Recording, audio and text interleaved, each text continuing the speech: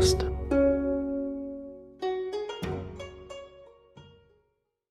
Hey everybody, this is Ed Fiske. Hi, I'm Jeff Traish. I'm Adam Ballard. And hi everybody, my name is Paige and welcome to another new episode of the Newbie Podcast. Today we'll be diving into Clash of Kings 20 and it has been released for well over a month now. We do have a lot of content creators dropping sneak peeks on Clash of Kings 25. So I'd like to offer a different approach by offering our opinions 1 month in when we got quite a few games in. And I think over the weekend, Ed and Adam just went to Nerdhammer and it's played with the full command orders rules. So that'll be interesting to hear their hot takes on it after playing one tournament with it. Okay, but before we delve deeper into it, let's have our players introduce their credentials to us. So first, Ed, you just won Masters 2024, am I right? Yep, you just took my credentials from me. Yeah, I just won Masters. I did it as a merc too. I didn't qualify for my team, but I managed to pull it off. Yeah, I've been playing Kings probably for tail end of second edition, right around that point. We all lost about 2 years because something happened. But beyond that, I kept trying to play, kept going at it.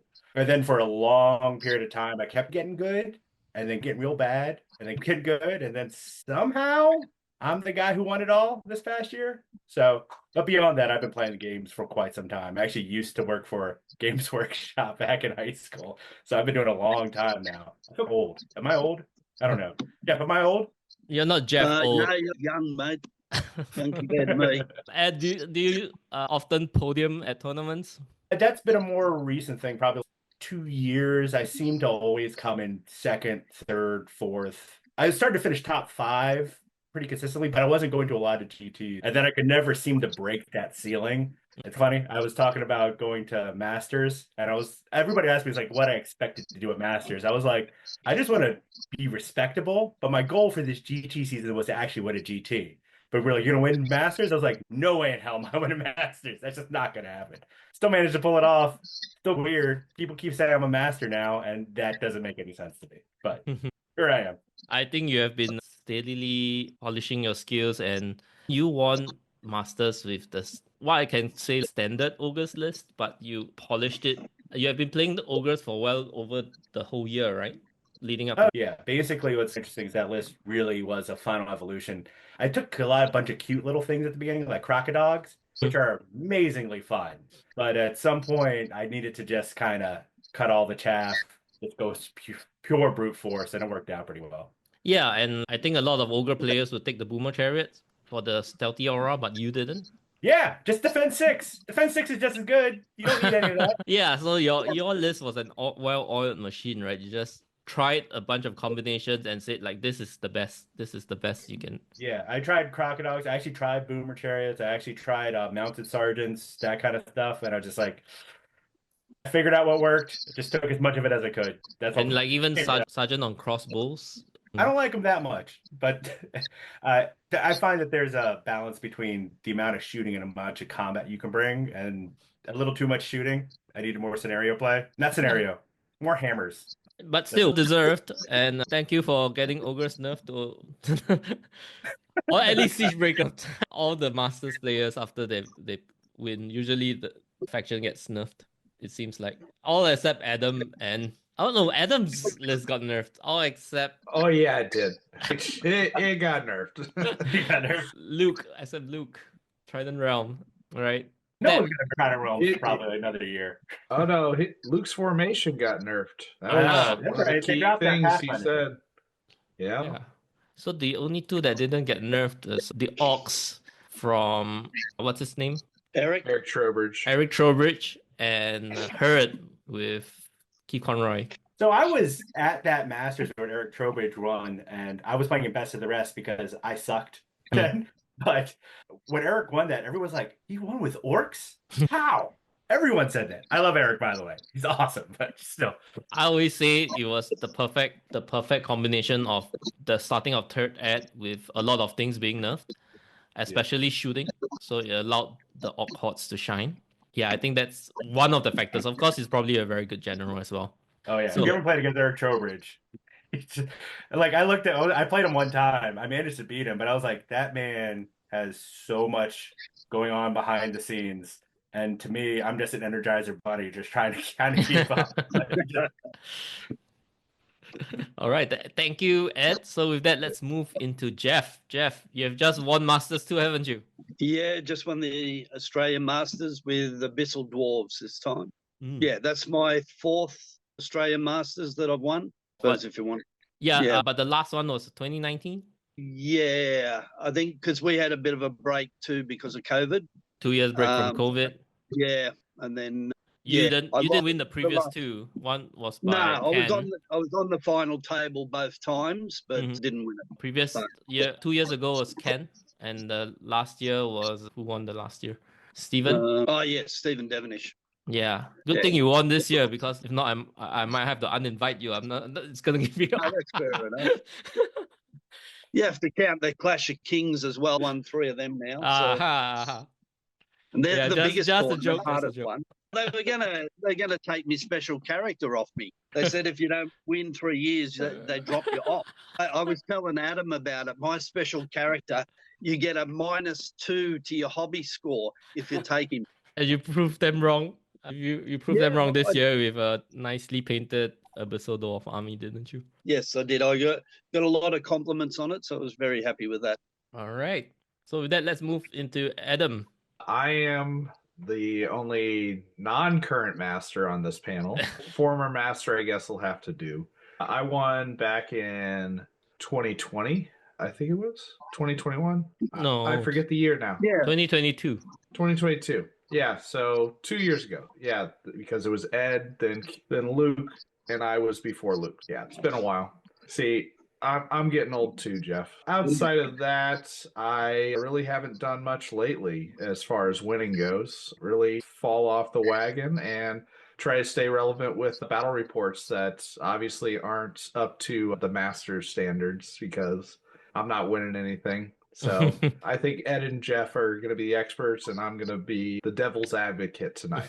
you're one I of the don't better think you players realize that I know of. this, I think but I'm you. kind of an idiot. What does that make me, Ed? I'm an idiot savant at this game at this point. I think you did pretty well this year at Masters too, right? It was top 10. Yeah, I definitely did better than expected. I still had 2 losses out of my 6 games, Ed being one of those. But no, I was just there to make Ed sweat in the last You almost round. leapfrogged me, man. Yeah, Ed and I were number 1, number 2 going into round 6, but we had already played each other.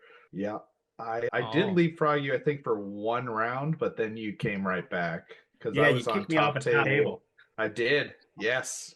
Yeah, because I played Mike Zettelmeyer on top table, and then you jumped right back, so I got kicked off top table even after winning. Ed won all 6 games at Masters. Yeah, I did. Right. It's tough. It was real tough. Awesome. With that, I guess it's time to introduce myself. I've also not been very competitive for a long time. I used to be pretty competitive online, participating in a lot of online UB tournaments. Did pretty well in a lot of them, placed top 10. But as life catches on with children, I can't play as much on UB anymore. But I've been enjoying putting up tactical battle reports and content to help people get better at the game because I know whenever I don't get to play, I'm always thinking about the game and always thinking about how I can play better. And that's why putting up all this content is also to help people in the same situation. With that, let's delve into Clash of Kings 2025. I should have some epic music here, but this will have to do. I would like to delve firstly into the new scenarios. Let's just get that out of the way first. I know some of you have played some and some of you haven't, but let's scroll on through. Let's start with the first of the new scenarios, and it's a progressive scoring scenario called Wreck and Ruin. It features 2 gigantic dominate circles, 24 inches in diameter.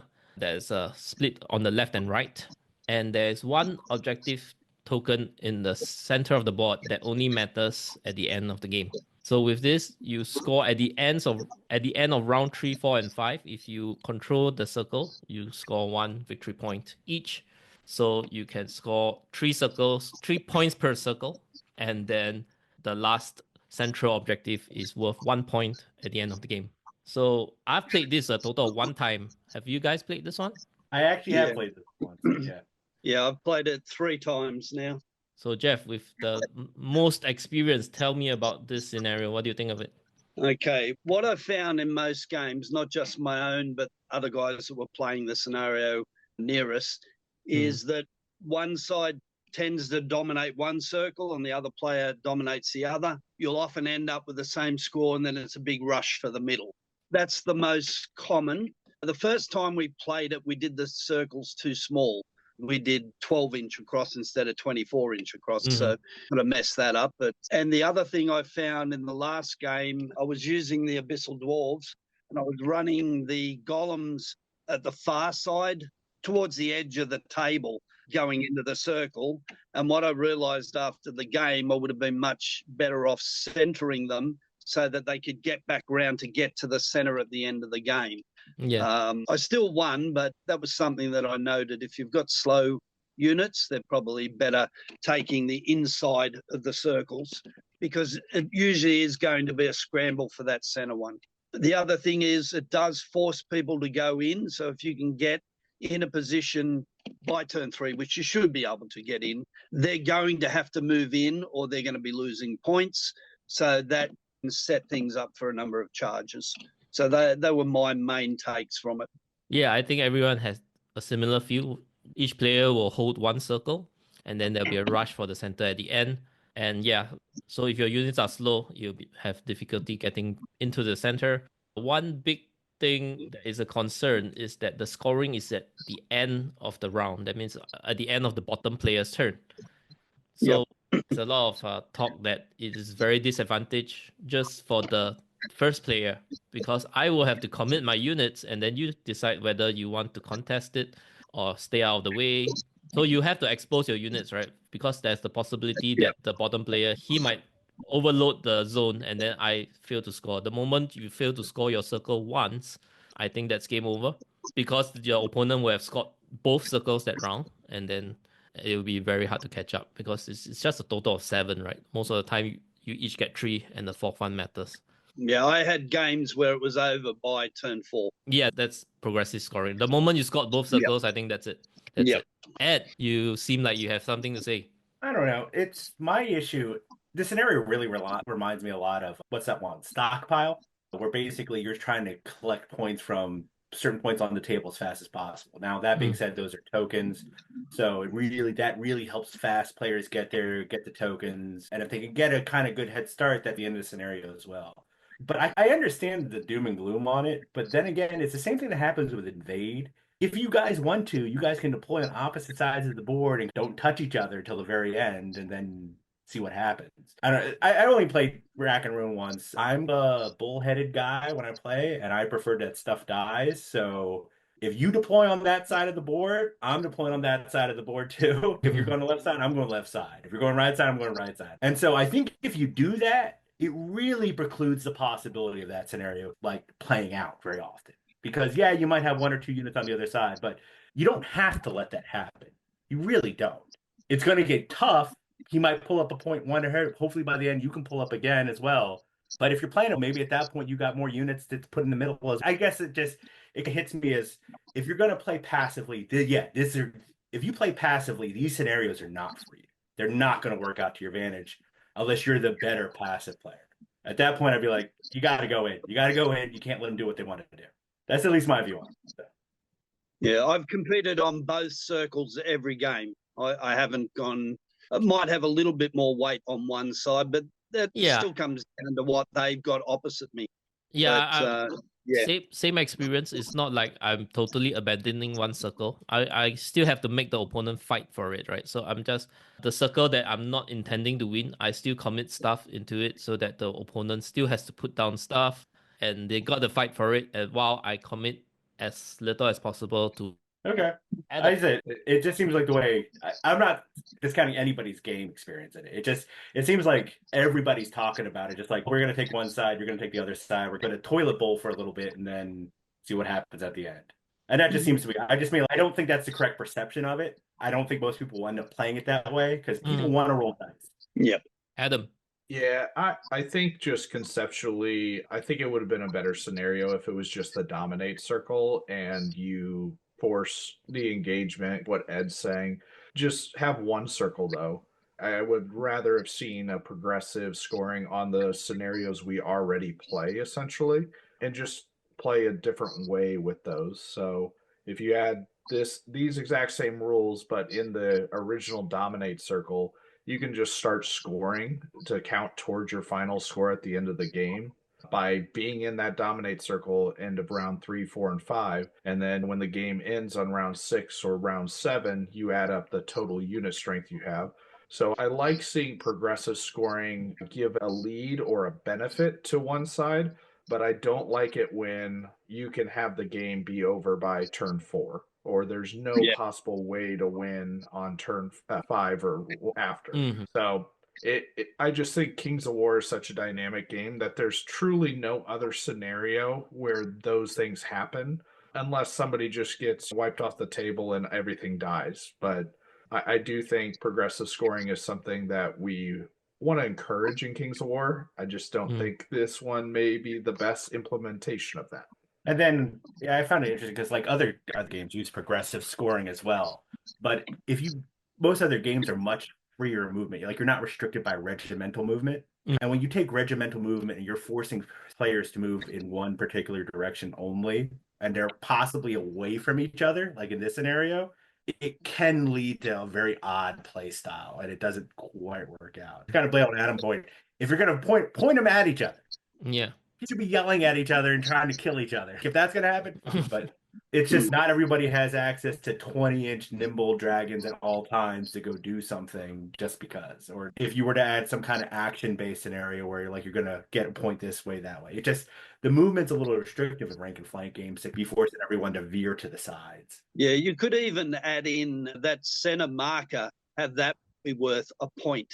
Every turn, well. right? Yeah, so whoever controls that would help mix it up a little bit. I don't know. But the game where it ended on turn 4, or I knew I couldn't lose by turn 4, was against a shooting army, and he just played it wrong. He decided to sit back and shoot, and by turn 4, even if I've lost most of my stuff, it didn't matter. I was still going to win the game. Yeah. I agree with what you said, Jeff. I think if there was a third circle and there's progressive scoring where one side is getting an advantage every turn, I think that would even be a much better scenario. Yeah, I also commented in my battle report that my latest battle report was on this scenario. So I was saying 2 places to fight for feels very binary. I win 1, I lose 1, right? But if it's 3, then it becomes more interesting. It's like, okay, we're each gonna take 1, and now we're always fighting for the center or the third circle. So that one is where all the action is happening, at least. All right, I think we have said enough about Wreck and Ruin. It is one of the more prolific of the new scenarios, so I guess that's why everybody has some opinions on it. Very identifiable by the 2 big circles as well. So the next one is Bulldog. So after both players deploy their forces, they place 1 loot counter in the deployment area.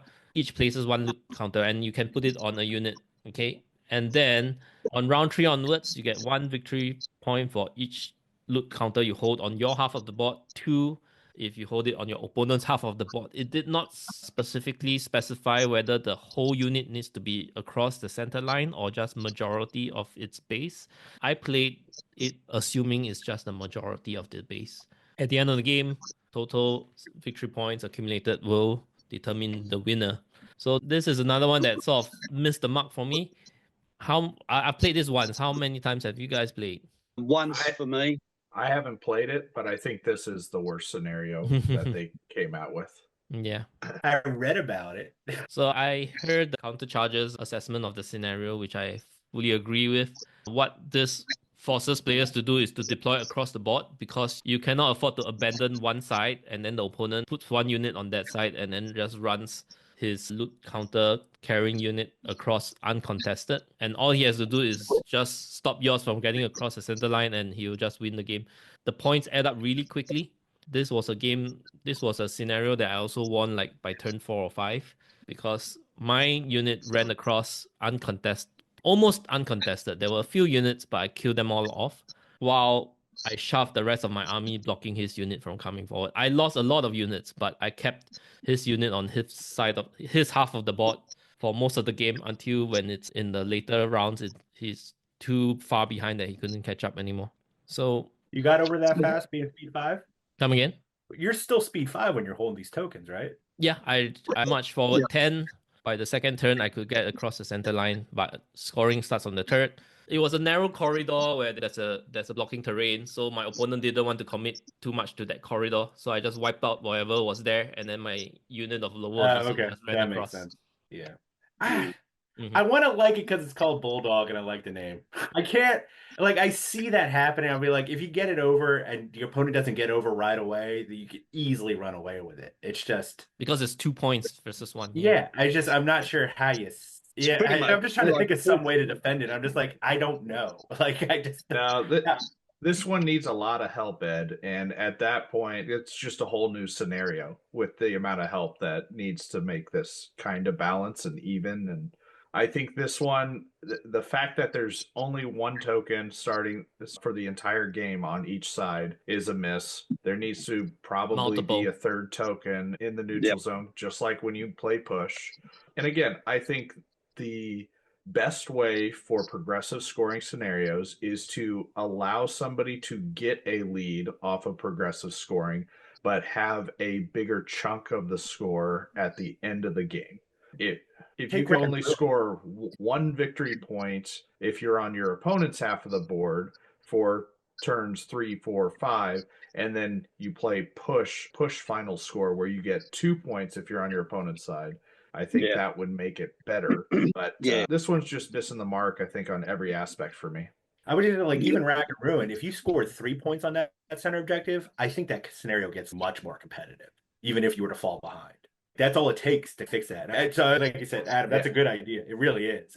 I'm not sure how to do that on Bulldog, honestly, other than maybe adding more tokens out there. You need more tokens. You need more dynamics when it comes to the scoring throughout the game, and a larger chunk to be scored at the end of the game. So I think that's like the recipe for success when it comes to a progressive scoring scenario. Is you can't have the game be halfway through and one side's already won. Yeah. I think if you do the 2 points for each token and more than just one each, definitely, then you can still have that big win in turn 6 to come back with. But you need more than one token each side, without a doubt. Yeah, once again, it's very binary. Like I have one, you have one. So with that, let's move on. Seek and destroy. So this is 7 loot counters across the board. So they're placed like objective tokens, but they are actually loot counters. And then if you rout an enemy that's carrying a loot in melee, you can elect to destroy the loot counter, removing it from the game entirely. And victory points are awarded at the end of the game, or 1 victory point for each loot counter you control at the end of the game. So that means for 1 for each loot counter I'm holding, right? So I think I didn't play this one actually. I haven't played it either. Here's the fun thing about this scenario is nobody could win. Just destroy all the loot counters. There's no rule that says you can't. Just force that tie. Yeah. Every time you kill a unit with a loot counter, you say it's gone. But if you're killing all the units, you may as well hang on to the counters. Yeah, sure, but you could be suiciding a unit in, destroying a counter, and it's going to get double charged back, and it's going to die. Definitely, there's going to be times when you want to do that, but I don't think it would end up you destroying all of them. I doubt Which scenario am I thinking about that this is really similar to? Salt the Earth. Salt the Earth. Salt the Earth is objective tokens that can burn, but then there's one in the center that couldn't be burned. And it's just a little permutation of that. It's fine. I don't have any issues with the scenario itself. I like the idea of at some point just saying, screw it, everybody loses. We're all going down to the mid-table, so we have to. Yeah, the biggest thing I have with this is similar to Salt the Earth, is that when you are possibly destroying points that can be scored, and then it might screw up your tournament scoring because there's less to be won at the end of the game. And yeah, so if there's only one token left at the end of the game, the only possible result is a 1 VP to 0, right? And then that's considered a narrow victory, whether you're playing Blackjack or Northern Kings or whatever scoring. But you gotta win first. You gotta win. That's the biggest thing. So it presents this dilemma of, I really have to destroy the token if I have to win, but then at the same time when I destroy the token, I'm winning less. So Yeah, but I think you go for the win first and go for tokens as your second priority. And units can hold more than one token, so it's very possible that you just have a vacuum cleaner gobbling up all these tokens. And on turn 5, there's a unit sitting there with 3 tokens, and then your opponent says, I'm going for the Hail Mary. Try to kill this unit on maybe a bad charge, but if I kill it, I burn 3 victory points from you. And you would still get that option of taking the 3, wouldn't you? You don't just have to burn them. You sure could, but I'm saying if somebody has the unit tokens, they're protecting the hell out of that unit, or they should be. Yeah. No, fair enough. A 10% charge works. Let's be honest, it feels like 90% of the time, though. Sometimes it always seems to work. You know that games where the only way the opponent could win is if he does this, and he does it, and then he rolled well. It's like, damn it. Kings is a simple game when you only have one pathway to victory. If he do this and possibly roll really well, he could win this. He could take this from me, and it happens. So I was like, oh, damn it. All right, next scenario, protect and raise. This is essentially the raise scenario where there's one token in the center that cannot be burned, and then there's three tokens on a line that's six inches off from the center. You're trying to burn the opponent's 3 tokens while he's trying to burn your 3 tokens. When you burn the opponent's token, you score 1. But what's just one thing added on top of this is at the end of the game, if you still have tokens on your side, and if you hold them, it's worth 1. I played this once. I thought it was really interesting because a lot of time raise, you burn 2 each, and then you fight for the center, or you burn 3 each and you fight for the center. But in this particular game that I won, my opponent burned 2 tokens and got the center, while I burned all 3 of his. And I protected the 1 I had remaining. So I had 4 victory points to his 3. And it wasn't at the center. So it was at the far side of the board, that the token that he failed to burn. And I managed to hold it. So I think this makes it more interesting that it's not always about the center token at the end. Because I think there's just too many scenarios that's always about the center at the end of the day. It is still somewhat about the center. But that protecting my objective, meaning that he didn't score 1 for burning it, and I score 1 for holding it, is a 2-point swing, which makes it interesting as well. So that's my experience playing that scenario. What about you guys? I think this is the best of the progressive scoring scenarios they've had, just because raise in itself was a semi-progressive scoring scenario that worked. And I like the adaptations on top of it for this one here. It just makes it a little bit more playable and not as much rinse and repeat, like you said, Paige, where it usually came down to fight over the center token. But I would say at least they have a center token to fight over in this one, unlike some of the others that we read. So I like this one. I think it's a good adaptation, and it has that recipe for success where there are potentially 3 objectives you can score as a progressive scoring throughout the game. But then there are up to 4 that you can score at the end of the game. So it really has you want to work to get some during the game, but you really need to focus on the big swing at the end of the game. I agree. Yep, great. Have you tried it, Jeff? No, I haven't. Oh, yes, actually, we did play that once. Yeah, I liked Raise in its old form, and I think this is just a better version of it. Just adding a little bit extra, which is good. Yep. Ed, anything to add on? They all said it. Smarter people said it.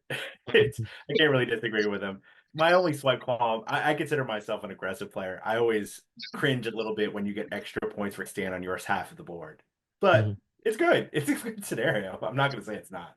But that's just more of a play style thing more than anything else. With that, I think we're down to the last of the new scenarios.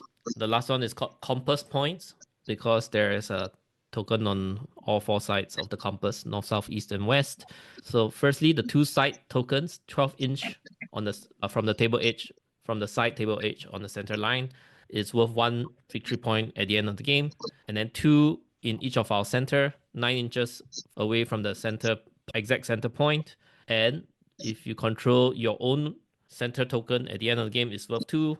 And if you control the opponent's center token at the end of the game, it's worth 3.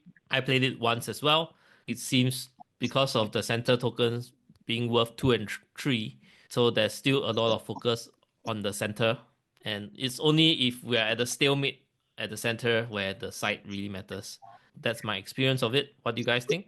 Yeah, I did play this one as well, but I don't really remember the game. But I think you're right that because there's such a difference between the centre ones being 2 and 3 as compared to one on the sides, people are just going to go that centre. If you can pick up the side ones as well, great. You end up putting a lot in the center because the reward is so high. If you manage to push through his center, you're just going to run away with 5 victory points, right?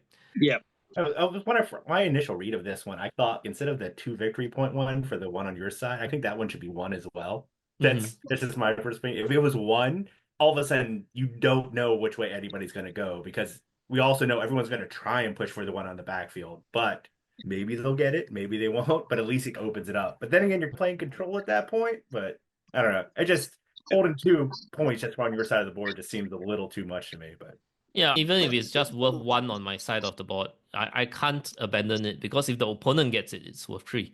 So, but you're not for losing that much as well if you start to go off to the sides too. It at least opens up a little bit. I just think it's a little bit too much to be that much for it. That's just my opinion on it. Maybe if they're all worth 1, that might change things up. Yeah, Adam? Fly are going to be very good in these sort of ones because you might be able to prevent. You're going to keep something back, but if we played it the other way where it's only worth 1 point, you could say throw everything up at trying to get theirs, but then a flyer just jumps over and grabs 3 points. So you'd have to be careful or something like that. Absolutely. I think for me, for this one, the biggest concern I have is terrain and placing terrain on this for this scenario. Because in my mind, there's usually 3 lanes of a battlefield, and it's the left, right, center. And in this case, you have most of the objective points in the center, but then you also have deciding victory points potentially on both the left and the right. Unless you have a perfectly symmetrical table, the impassable pieces are likely going to block one of the left or the right tokens on one side of the board. So that means that whoever chooses side is going to have a huge advantage because they have just an easy walk straight up to those tokens on the center line, whereas the other person is going to have to navigate around terrain in order to get to those. So I think that there's just naturally going to be a disadvantageous side for this scenario, and that's probably more where the imbalance is going to come versus the points that each token costs and things like that. The player who has the side token block, he could just decide to just break through the center, right? Just commit everything to the center and break through that way. That's absolutely fair. And you have to make those decisions because of the terrain on other scenarios all the time. I don't think it's a bad scenario because we have impassable terrain. That's not what I'm saying at all. I think what I'm saying is that sides are going to matter more for this scenario, and it's going to force somebody that may have the less advantageous side into a certain game plan to try and get a victory.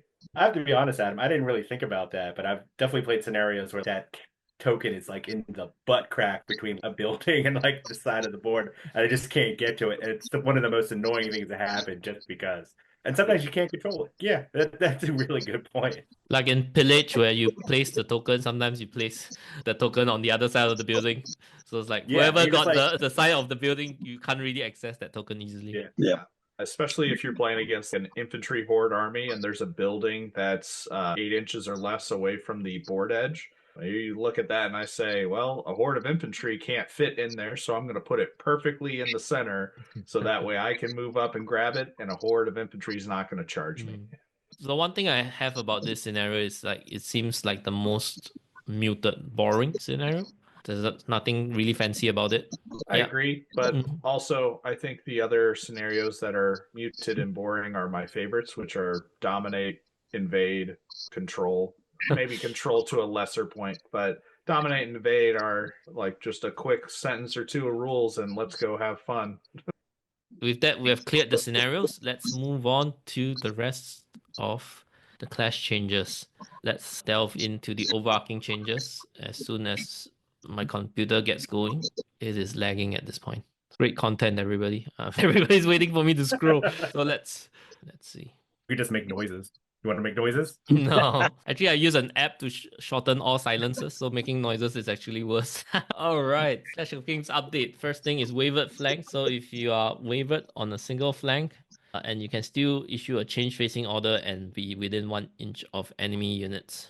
So this rule is to help with when you are just charged in the flank and you get wavered. Sometimes you can't even turn around and face the unit that wavered you because by turning around, you're within 1 inch of it. So this rule just allows it.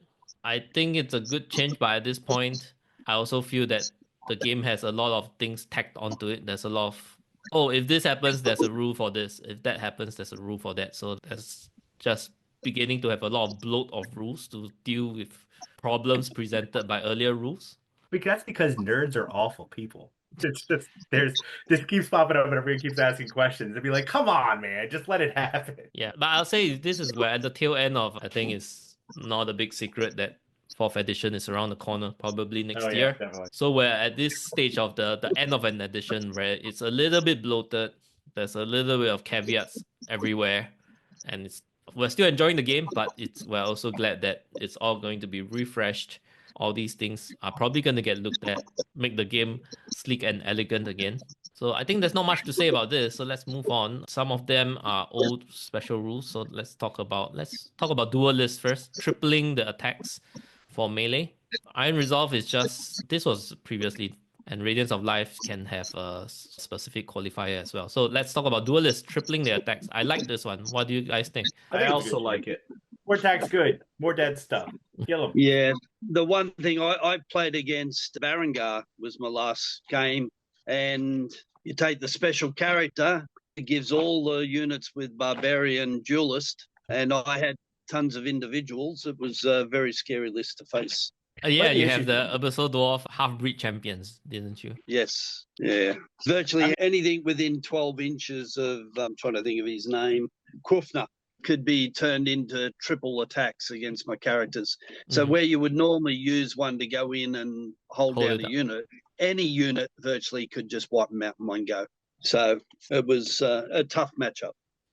I'm not saying it's a bad rule. It's just one isolated point where it really becomes even better. Yeah, my main argument on why I think it's good is because one of the individual targets that you're trying to kill in the game are mages, right? Because often they are individuals and most lists have them except for ogres. So when you're sending a 5 attack hero with dual list in the past, it doubles up to 10. When it's 10, sure, you're going to wound it, but there's still a very high chance that it's going to survive. You're spending a combat character that's probably costing more than the wizard, and you still have to take 2 rounds to finish him off. And that's already on top of already getting the chance to charge it, because if it's protected, you can't even charge at it. And when you do, 10 attacks is not enough to kill a wizard, because you're going to have 6 hits and 4 wounds. They are 9-11. Even if they're 9-11, it's 7 twice. Even if they're 10-12, it's 8 twice. If they're 11-13, it's 9 twice. It's very unlikely that you'll kill the wizard at one go. Then at that point of time, you're spending 2 rounds of combat to kill that wizard, and you're already losing that trade even at that point. With that tripling attacks, you have a much higher chance of killing it at one go. And I think that's the reason why I like this change to duelist. Adam. I like the change for the same reason. I'll also throw out, Ed, I think you were talking about croc dogs at one point. Correct me if I'm wrong, they have duelists, right? Yeah, they do. They really do. Bring them back. Bring them back, bud. It was really tempting to do it. My one thing about most of the combat characters that tend to be duelists is that what's always held them back. I love duelists. I love the extra attacks. I love that one was just double before, but all of them tend to be only crush 1.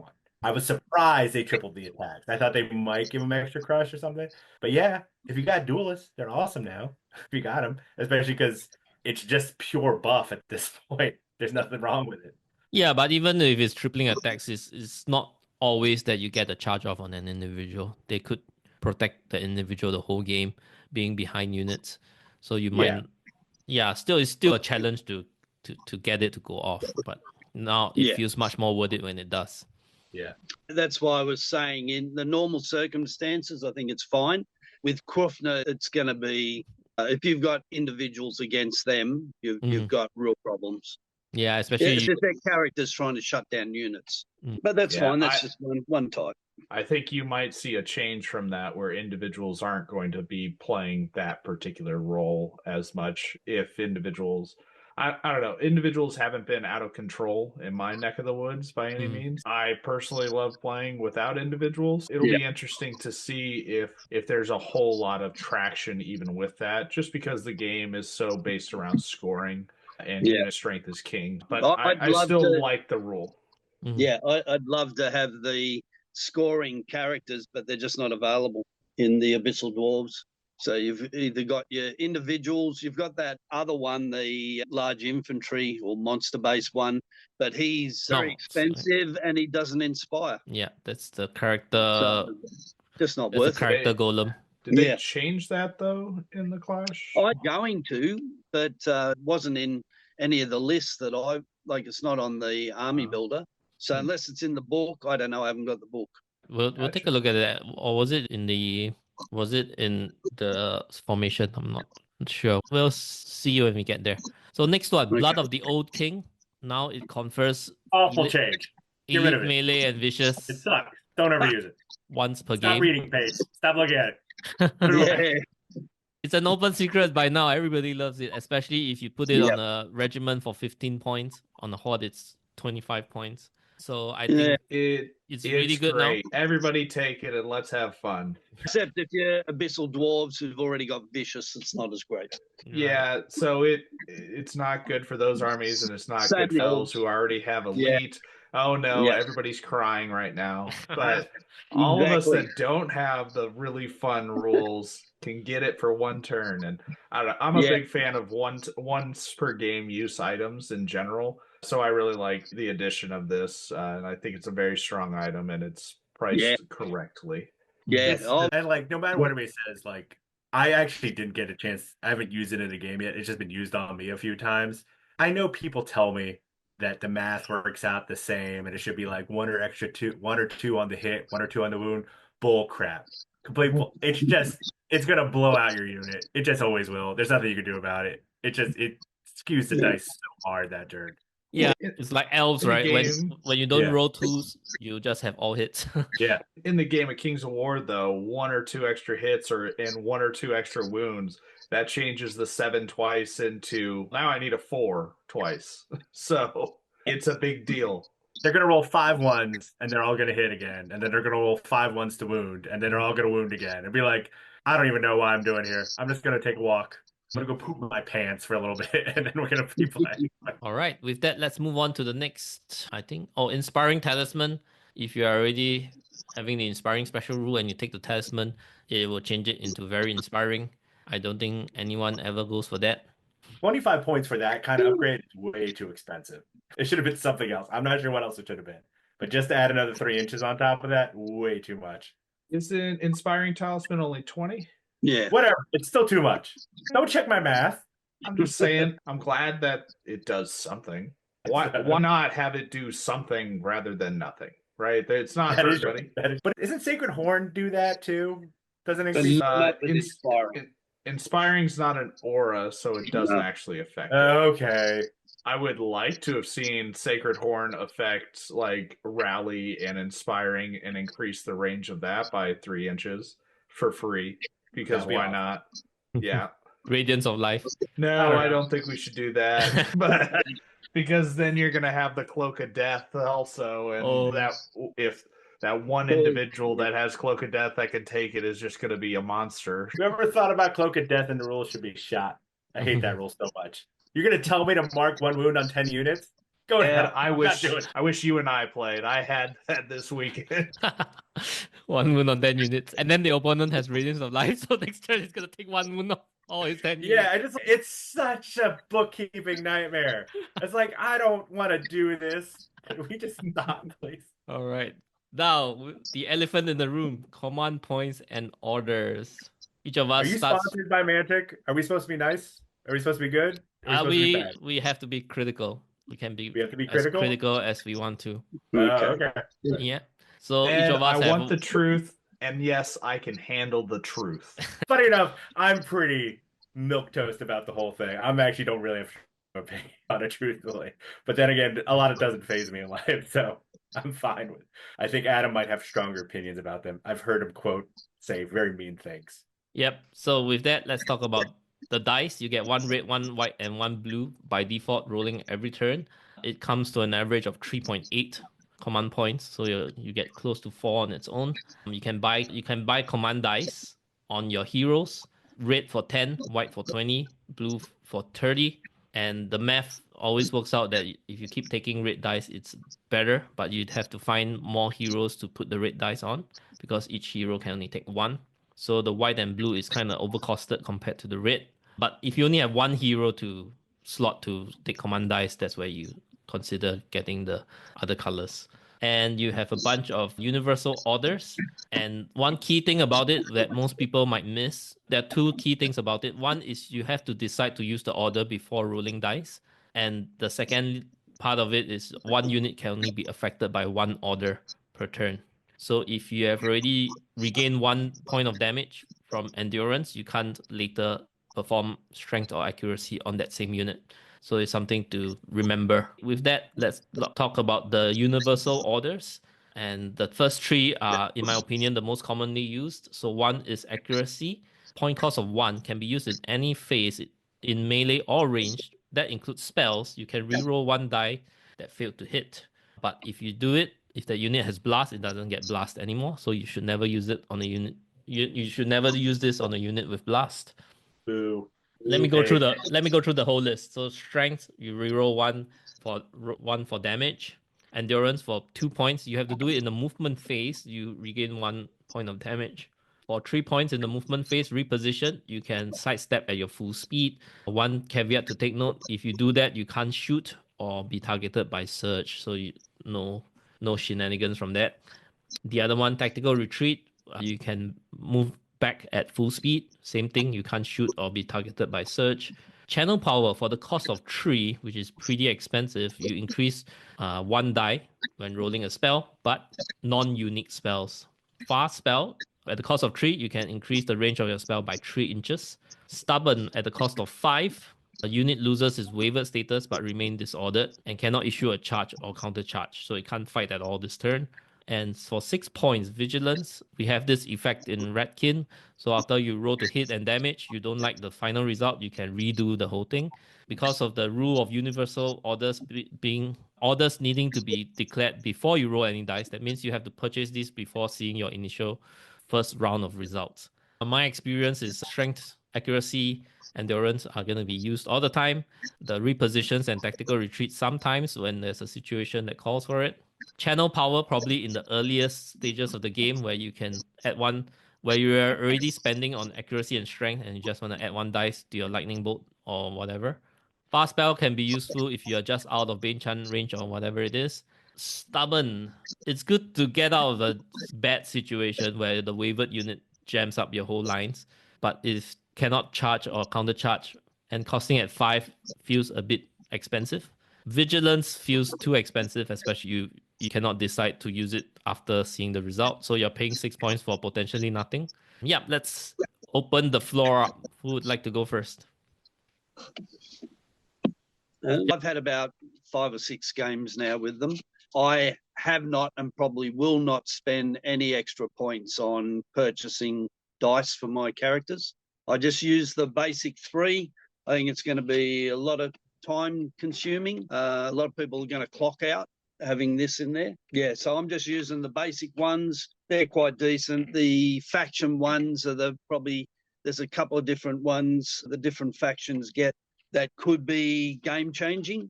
But yeah, that's my take on it. I'll just be using the basic ones: accuracy, strength, and endurance. They're the ones I'll mainly stick with. Occasionally with the Abyssal Dwarves, I'll use the reroll failed regen rolls, which was quite good when I used it. So that's my take. Next up, Ed. Yeah, my issue with the command dice, I find them, I don't know what the best way to put this, maybe offensively inoffensive. Like to me, whenever people ask me about it, I'm just not sure when it comes to the game itself. Yeah, you're definitely going to use them. yes, accuracy, strength, and endurance are going to be the ones you use all the time. My issue is that one, it's a lot more bookkeeping to keep track of. I've never gotten really close to timing games before, and then every game this tournament, it got a little bit closer than I felt comfortable with. Like it definitely slowed me down a bit, but it really skews the math hard. Like the ability to make sure everybody gets that one extra. Honestly, if you use it, it's always going to be at least one extra wound, that kind of thing. I don't know, back in the old days, we had a rally item that everybody took, and it just takes the math in a completely different direction. Anytime you hit that math by getting 1 or 2 points, the game changes drastically. It really does. I just don't know if the command dice ended up being worth it to include in the game for how much it adds that kind of level of variance or lack of variance. Now, dicey charges become sure things. I don't know. It just, like I said, I'm not against them per se. I'm not sure it just adds enough to the game that I feel like it's worth being included. I don't know if it actually, maybe put it this way, I'm not sure Command Dice actually makes the game more enjoyable. And if it doesn't make the game more enjoyable, I'm not sure if it's worth it. Adam. Yeah, I agree with both what Ed and Jeff were saying. It's an extra thing you have to do. It's just bookkeeping. But at the same time, I hear a lot, and I've talked to several people this weekend about how it seems like a common response is that the command dice just don't do enough to be worth having in the game. But in my experience of this tournament, there was one game where having command dice in the game absolutely lost me the game. And there were at least 4 combats where having command dice in the game absolutely lost me that unit that I otherwise would not have lost. So I think the issue is that they're actually too effective at what they're doing because they're skewing the math and they're making it to where armies that strike first and get to use these extra bonuses first are going to be on the front foot. So I think you're going to see a huge skew in the meta if these become the norm, where Alpha Strike's going to become even better because it doesn't matter what your army factions commands are. Having the ability for accuracy and for strength it's effectively 2 additional, not wounds, but it's effectively one and a half additional wounds. I would equate it to. You know, a lot of times you have the ability to double charge a unit that you really want dead, and so you can give 1 accuracy, 1 strength. Happened several times this weekend to me. Even though I think the vigilance for 6 dice is the worst command order, it got used against me and it mattered. Wow. It doesn't matter until it matters. Yeah, it produced 4 extra wounds against my unit, and they rolled exactly what they needed to break me because of it. So it's one of those where it's like they don't matter until they do. And like I said, the one game I lost because of it was actually because of the tactical retreat ability. One of my opponents got a token and then used tactical retreat 2 turns in a row, gaining an additional 5-inch buffer that they otherwise would never have been able to do. And I wasn't able to charge them in the end and pick up the token on the final turn. They don't matter until they do. So it's just one of those where it's changed the game for sure. And I don't know if it's changed it for the better. Yep. Yeah. Another thing about it, if you get really unlucky and you don't get to have any command dice and the other guy gets a bunch of command points, that's a pretty heavy skew. It didn't quite happen on one of it got close, but it did. But I could see that leaving somebody with a bad taste in their mouth. Maybe because rolling for command points is also a dice roll, right? So you might be screwed by the dice at that point. Yeah. From my opinion, I'll start with the positives first, which is I like that I get to have an option of improving certain areas of the battlefield through command points. I feel that there's an increase in agency. Oh, I would like this combat to perform better, so I'm going to spend strength or accuracy on that. I would like this spell to really go through, so I'll spend accuracy on that. But that being said, I do think accuracy is too cheap for adding a reroll to spells. I would like to see accuracy not work for spells, and maybe channel power be costing 2 instead of 3.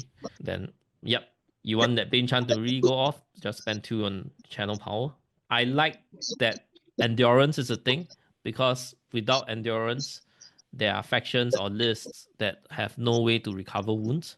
But now at least you have a way to recover one a turn, which I think is just nice. So if you have a unit that the opponent got lucky dealing a lot of shooting damage and then it got heavily wounded and wavered, you could back it up and then you could recover one over the next few rounds, maybe heal 4 by the end of 4 rounds, and you can bring that unit back out again. That's an option that I like.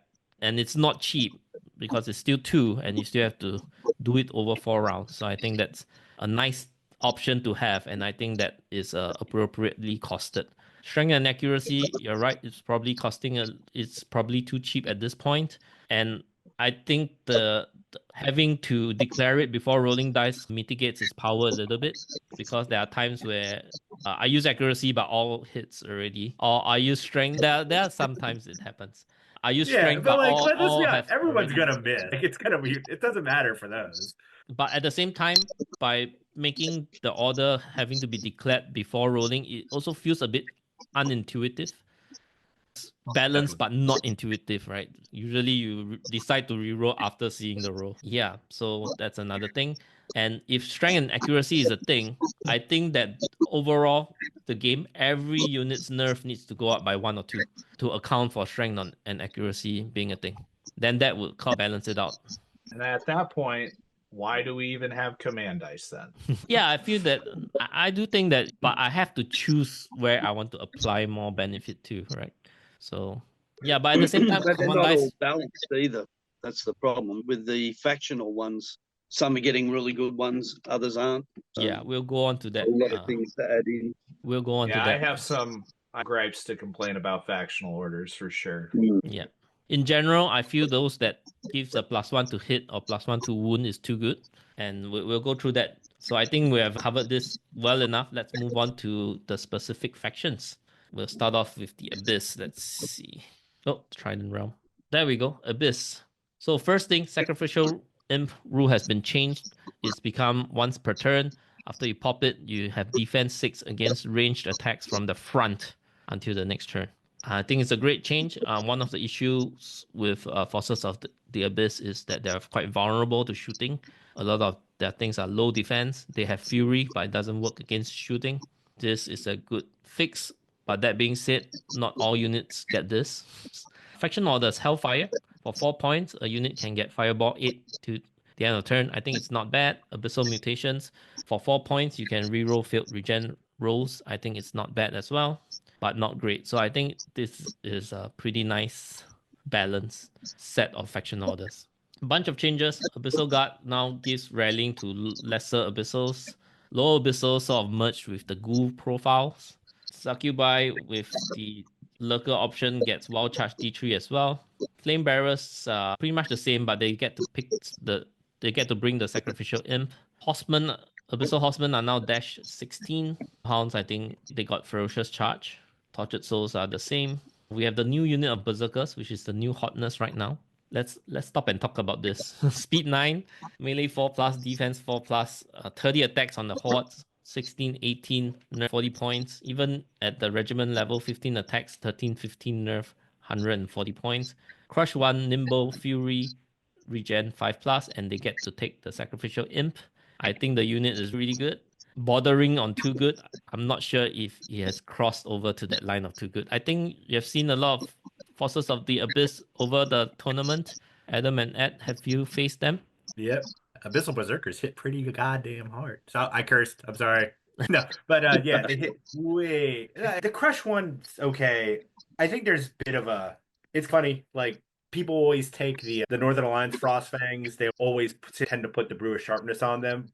I don't see that a lot on the Abyssal Berserkers. I think people are starting to realize 30 attacks is enough. Even if you hit on 4s, it's good 15 enough. hits compared to 12 on the 18 on 3s. Yeah, right? yeah. And so if you got a good source of Bane chant, Abyssal Berserkers do work. They do a lot of work. Now, actually, I think they're actually priced fairly for what they are, just because they are defense 4, just because they hit on 4s and only crush 1. I actually think it's fine, but yeah. They're But they are 16, 18, 1 nerf above Lycans, for example. And they do have the Sacrificial Imp, and they do have Fury, and they are fast. So they have everything in their package, I think. So I'm running 1 horde of it and 2 regiments of them in my list. And I think they're really good. And then I have a unit of horsemen with Blood of the Old King, but I'm always thinking whether I should switch them to a second horde of berserkers instead, because they are large infantry. They're not prone to phalanx, right? That's Yeah, another thing. but I was talking to several people about making a list, and it's like when it comes to taking a regiment of berserkers, or you're going to take a troop of abyssal horsemen, at least the abyssal horsemen are defense 5, which is helpful for chaff and screening, and they're fearless, so you don't have to worry if you do get shot a bit. At least they're not going to hold you up too badly. I don't know. At least it's a real conversation you got to have. So, looking at Nerdhammer GT, Ray Shields came second with his forces of the Abyss list featured 3 hordes of berserkers, J-Boots, Drunken Ram, Row of Strength, and 2 in the formation, 2 regiments in the formation. And he brought the berserker character, which has a vicious aura on them. So he's fully on board the berserker train and seems like he's doing really well. Speed 9 is really fast, so a lot of my opponents keep getting caught out by that. Oh, they charge really fast, so I got to stay back. It messes up their advance, stuff like that. When you charge a horde and a regiment of it, that's a lot of attacks and a lot of hits as well, even from the front. Yep, they have the full package, so they're really good. I'm not sure if it's too good. They could be.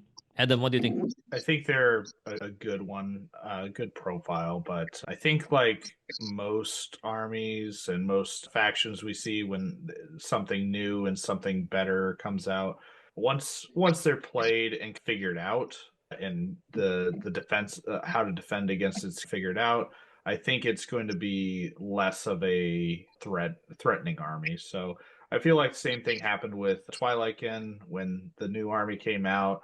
It was the Impalers were too good, the Mutants are too good, this, that, the other. And then we saw just a bunch of different lists all incorporating some of those aspects, but not necessarily leaning as heavily as like Ray did into them. So I think in the end you're going to see Abyssal Berserkers in Abyss lists, but I don't think you're going to see 8 hordes of Abyssal Berserkers in a list.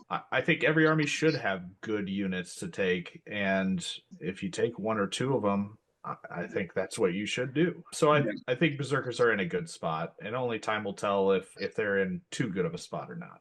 You said 8 hordes? That's an idea. 8 hordes, Ed. 8 hordes. Maybe that's it up. Don't be giving Jeff Redigan ideas. They don't fly. It's fine. Speed 9 nimble, man. Yeah. Yeah, this is a unit where I use the flying... tactical sidestep, because with nimble it's still really good. Yeah, you got a lot of flying hordes that aren't that much more expensive, with some clear advantages over them. So I think they're good, but I definitely won't be doing my whole army around them. I might take 1 or 2, but that's about it. Okay, let's move on. Morlocks didn't change. They couldn't take they can't take the sacrificial imp, which is a big drawback. Yeah. Abyssal Nagari, this is a new unit. It has a pretty lackluster combat profile, but it has an aura to give people with regen 4+. Not great on its own. I'm not even sure it's worth it in the formation. I certainly don't think so. For Cronius, it gained the option to get the sacrificial imp. For the Fiend, it has a purchasable regen option for 20 points. Anything else changed here? I think nothing changed here. I think the spoiler champion gains inspiring. Come again, Ed? I was gonna say, just somewhat ironically, the Nagari are more valuable in games that don't use command points. Just ironically how that ended up working out. Yeah. Let's move on. Archfiend, they gained the option to purchase regeneration, if I'm not wrong. I think it's gonna be in an errata. Yeah. The new Berserker hero, it's 8 attacks, but it's defense 4 with no option to purchase the sacrificial imp. But it is inspiring Crush 2 and Vicious Berserker. I think it's all right. It's also melee 4 with the 8 attacks, which I think makes it balanced, less of an issue to have 8 attacks. I was actually surprised it only had 8 attacks. I was surprised that Berserker Apostate only ended up with 8 attacks, just because of the way the profiles kind of work. That's kind of hero. I expected at least 10 hitting on 4s. I'm not saying it's too bad. I was surprised it was only 8 attacks on a 4+ unit. How many does a bully get, Ed? 8, and they hit on 3s. It's awesome. Yeah. Crush 2? Yeah, Crush 2. Crush 2. One thing to add is that there's the Aura Vicious that also affects itself. And it's got Fury and stuff, and it's fast. I get it.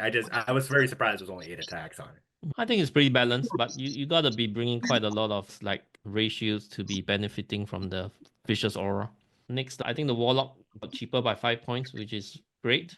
I think not much Maybe changes. not, so. Manifestation of Bale from the pit, I Curse D has gotten much better once per game after completing its movement.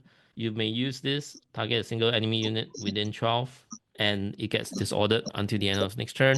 It's really awesome now. I see people taking Bale a lot. I think there's much more uses for it. It used to be a shooting attack. That means you have to fly 10, not fight, not shoot fire, not shoot lightning bolts, and to do it, so nobody does it.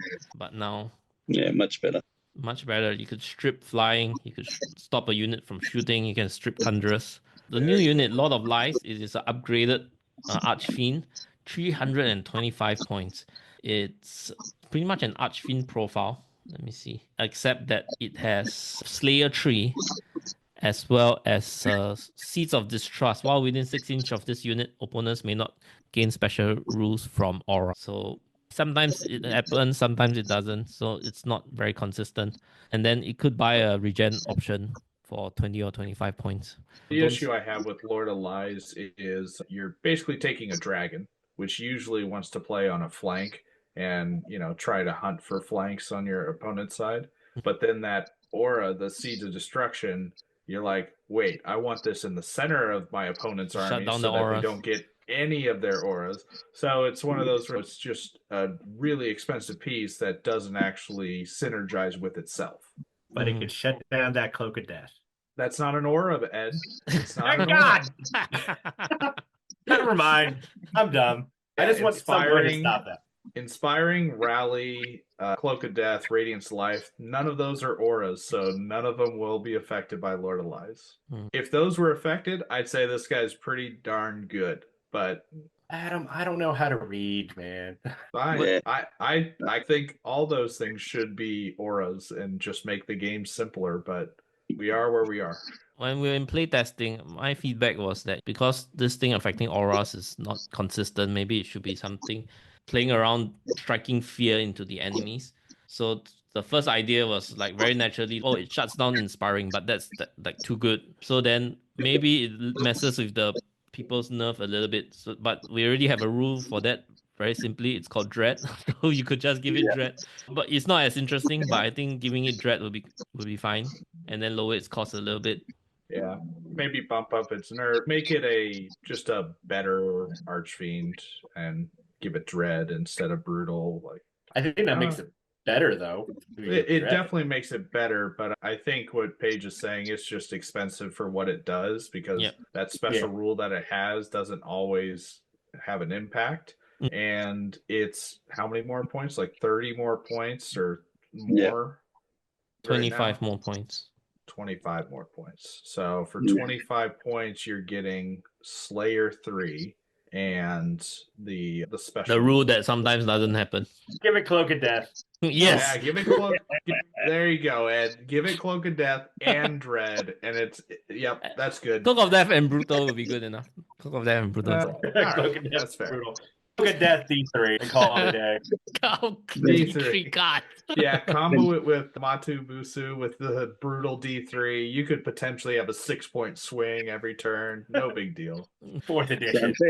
What everybody wanted to see happen. Finally, the formation, Cult of Bale, 2 units of Berserker regiments and 1 Nagari regiment. 10 points extra each. Berserkers get Thunderous, charge 1, which is pretty good. The Nagari gets Nimble, which is pretty meh. So it's not going to be doing maneuvers. It's just probably going to sit within your lines, conferring that improved regeneration aura, which at the end of the day, I still feel it's not very worth it, because like you heal 1 extra for every 6 wounds you have. So it's like, I think the Nimble on the Nagari is actually quite good. List I tried out had 2 Nagari. I was mainly working on the regen side of a list. Often I found them not being nimble was hard to get them around to places where I really needed that 4+ regen. So I can see that being quite useful. At least it's a good value. Yeah. Everyone likes Thunders. Everyone likes Nimble. At least it's a good. No one can say it's not a good value. Do you think the 4+ regen aura is good? As I was saying before, it's good. It's just a little superfluous in command dice games, because you already have the command to reroll your regen. Like, you don't need But if you didn't have command dice, definitely see more of a place for them in that game. I don't know if you have to go that extra mile to include them at that point. If you have that regen 4+ and the reroll, and that's right. Yeah, you recover I was 75% of using your that. wounds. It's over, what is it, like 160, 170 points? That's a lot of points just to spend on that when you have commands for free. That's my point of view on it. But yeah, I used that and used the command dice and used the reroll, and it was very frustrating for my opponent, and I hardly lost anything in the whole game because what Paige just said about it though is like out of 6 dice, it's one more success. That's, I would say, my point of view on it. It's a little expensive just to be doing that when you have command dice to do it for free. That's I'm not saying it's not good. I'm just saying it's a little expensive for that. Yeah, I look at it more as a better guarantee of getting those wounds back when you reroll them. And at 4+, you're going to get a lot. So if you're taking hordes or high nerve units with regen, it's very useful. Yeah, you lost most of your regen though, didn't you? No, infantry hordes with high nerve. No, they've still got it. I thought the lower abyssal horde went away, didn't it? Or did it? No, the ghoul went away, and basically the lower abyssals took the ghoul stat line for most of the case, and they have the ability to get crush 1 but lower their defense. Okay. Yeah. I think it's just not as much of an amble as it used to be. That's from what I remember. Yeah. Right. Now you can give the fiend regeneration, and that was always one of the big problems with taking him. I found him quite useful with the regen on him and then making it a 4+ because he can take a hit, just doesn't give much out. Anyway, I've only had one game, so I'm still experimenting with it at the moment. 5 for 20 points though, it's quite a hefty price tag. It is 15, 17 defense 5 unit though. Yeah, the thing I look at them as is they're a unit that can give me cover against shooting off a hill even. So they put the 2 units up on the hill and they shoot over the top. Just run that in front of your vulnerable units. Obviously, we've got that 6+ defense now as well, but he can give cover to a unit, and now you can regen it back. So he can sit in front of the Nagari. He protects them, and they protect him. Quite an effective combination. It was for me anyway. It worked quite well.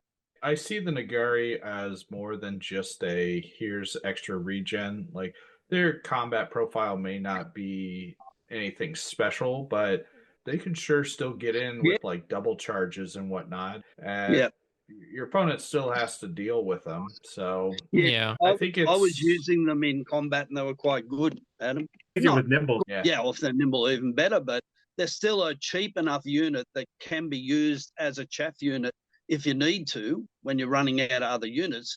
In the meantime, they're providing your whole army with that extra regeneration, or quite a large section of it, as you're moving up or once you're in combat. So, yeah, they've got multiple uses, and anything that does multiple things for you is good value in my book. And they got an imp, a sacrificial imp for themselves too. So you run them, you go up against shooting, you pop the imp for the chariots maybe turn 1 because they want to shut down the extra regen.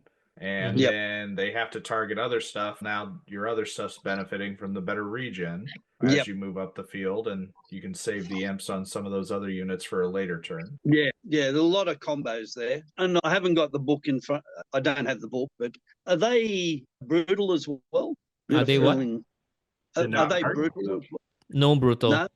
Okay. Must be thinking of another thing. Guan Fury regen 4 up. 12 attacks on 12 attacks on 4s, crushing 1. Yeah, that's decent. But only 100 and something points. Not that deep. Speed 6. That's it. Disqualified. Not a bad unit. I just think a little bit more valuable without command dice. That's all I'm saying. Yeah, you could be right, Ed. You could definitely be right. But at the moment, we're living in that world with the command dice. It's still up to each tournament organizer, isn't it, whether they run them or not? I think the Mid-Atlantic might be running out of games with command dice very soon, but we'll see. Yeah. With that, just as a standalone, I think they're quite decent. So, Jeff, being such a list monger that you are, what do you think of the Abyss overall with all these changes? Oh, I like them. It's inspired me to get some new units and put them together. My only concern is the Moloch sort of taking a bit of a back seat now, because the Berserkers are just a better unit overall. Mainly, if they had that imp with them. That'd keep them fairly balanced. But without the imp, the Molochs get shot off. I'm sure you've had the same thing happen to you. So, yeah.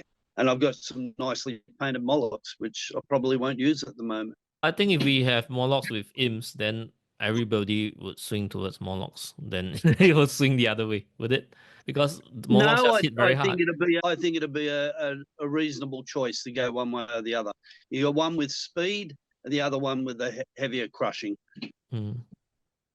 So that's what you have right now. And I don't know. I found that Molochs would almost always be a second line unit with something in front of them to get cover and whatnot. So I never found that people were shooting off Moloch hordes before the other units that they had to clear out. So yeah, it depends on the type of shooting, but I've had them shot off before. They could be shot off. Like people could still get enough wounds with cover penalties, or engines ignore the obscure. Yeah, I think the 4+ regen on them again. I really like the Nagari. I like the Berserkers. will use Molochs occasionally, but I think the Berserkers at the moment seem like a better choice. Not a great deal in it, and as I said, just put an imp on the other ones, and I'd probably use one of each or whatever. But yeah, I like the changes. They look good.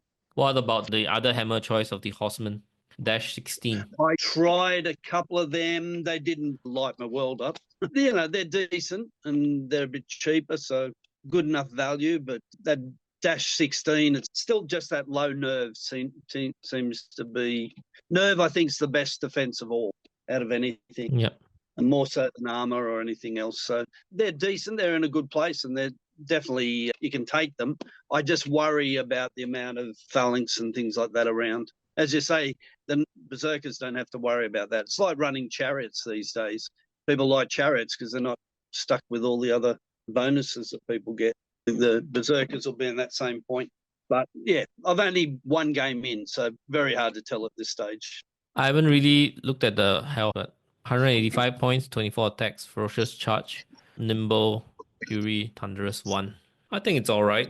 I think they have legs for sure. Abyss definitely have an alpha strike list that they can play, and as we were kind of discussing leading up to this, alpha is definitely a good option to play. I think Abyss went from being maybe mid-tier B tier army to now an A or A+ army on my scale. So I would expect to see quite a big shift towards more Abyss players in the future. No one should play. Oh, don't do it. Next time, Ed, I'll be bringing out the Abyss with you. And even Flame Bearers are getting popular because of it having the sacrificial imp option. So you could use it to go toe-to-toe with other shooters. Yeah. Just the Flame Bearers getting it, that's massive. I stopped using them because every time you use them, anything, especially the ones that shoot 24 and can move and shoot, didn't have a hope in Hades of surviving it. They completely obliterated them. Yeah, they can shoot you from 24 inches, and you can't even shoot at them back if you survive the volley. Yep. Yeah. Awesome. Next, let's go into Trident Realm. I'm not very familiar with the changes, especially what's changed further from the mid-year update. So Ed just ran Trident Realm in the Nerdhammer GT, so maybe you could lead us with all the changes, especially from the mid-year update. I only played 7 games of Trident Realm so far. Funny enough, it was the list I ran at Nerdhammer was a list I put together like a year ago, and I just gambled with the changes that were going to happen. So I'm not super familiar with every single change. But if you go through it, Hardened Shell, 2 points, Bark Skin tokens, you put them on 2 different units each turn, is an awesome ability. It's not even limited, right? It's not like defense 6 can get. Oh, wow. Get a free Ablative Wound on 2 units of turn if you really want it. Yeah. And then Hidden Path is money. That came up several times in my game because I don't have J-Boots in my army list.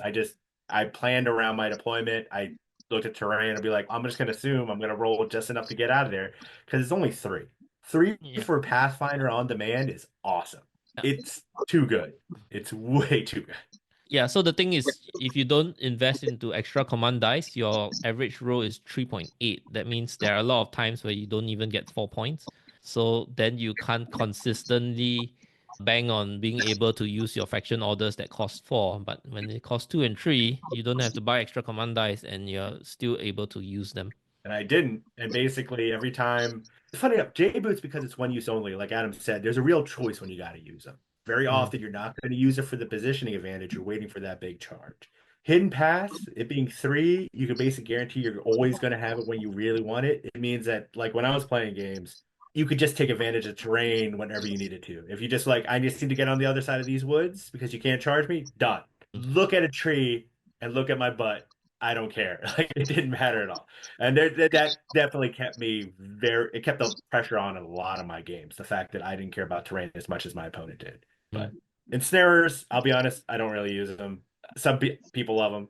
Fool, some people love them. I didn't use them. Placoderms, my issue with placoderms is that they're cool. They're defense 6. They have high unit strength, but my issue with placoderms, they don't hit hard enough. Nope.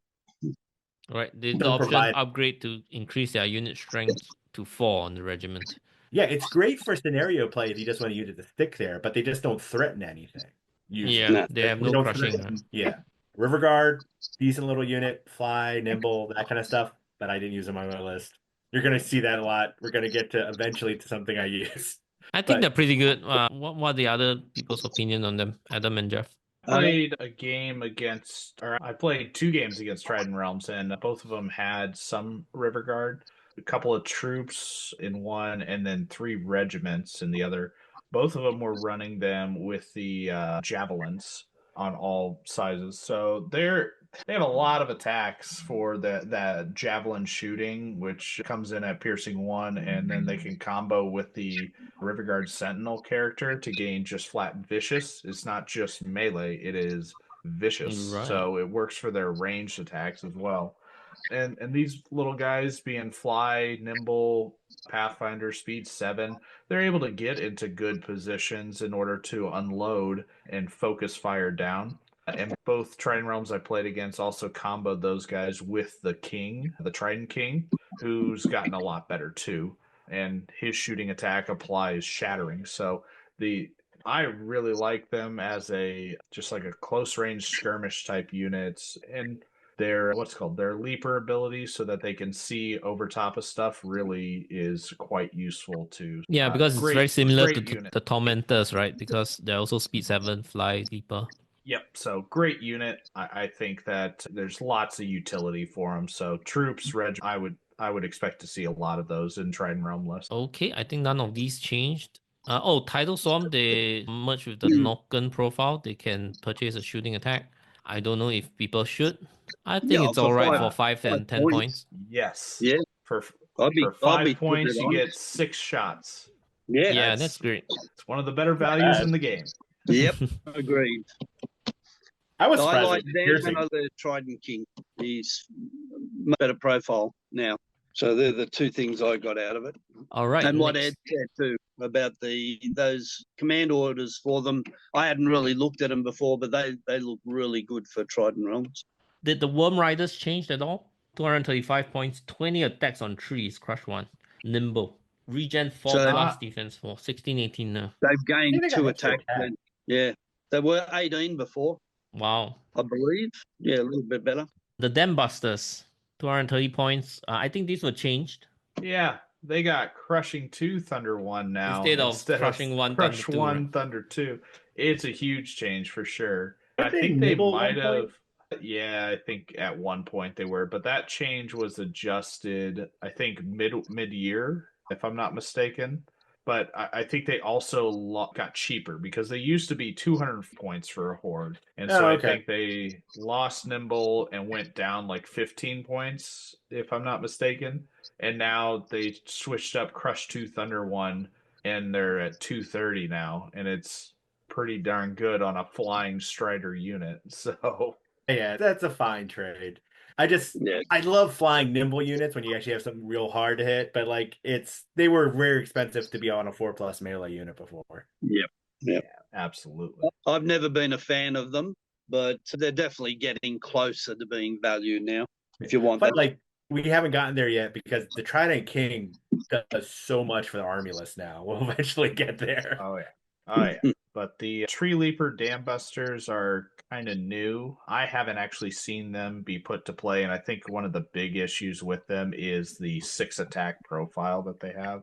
They get 12 attacks for their shooting, but it's such close range at 14 inches that I think the River Guard are just better options because the River Guard, if you take them in a regiment, they unlock, and troops, infantry troops are just much more easier to position than a regiment of large cav.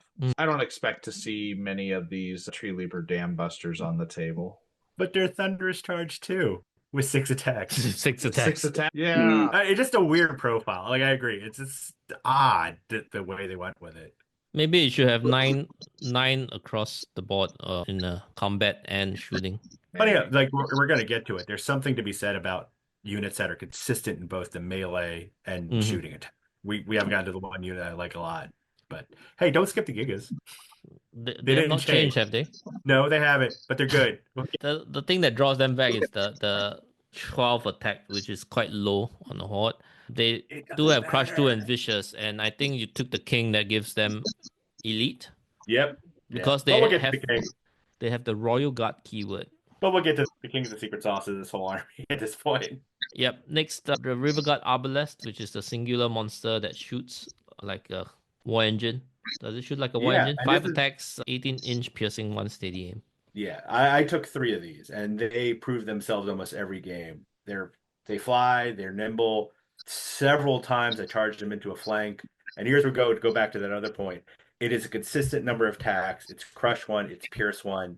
You have to they provide pressure in every phase. And they're 110 points. They're also your chaff. They cover basically every single spot that you want from a unit that's cheap. I charged them into a side of a Archfiend, and it's just an extra couple wounds here or there. But you got to watch out for it. And if you don't, they're going to make you pay. And they're constantly nimbling 6 inches while shooting, right? They're constantly getting into better positions while they're shooting.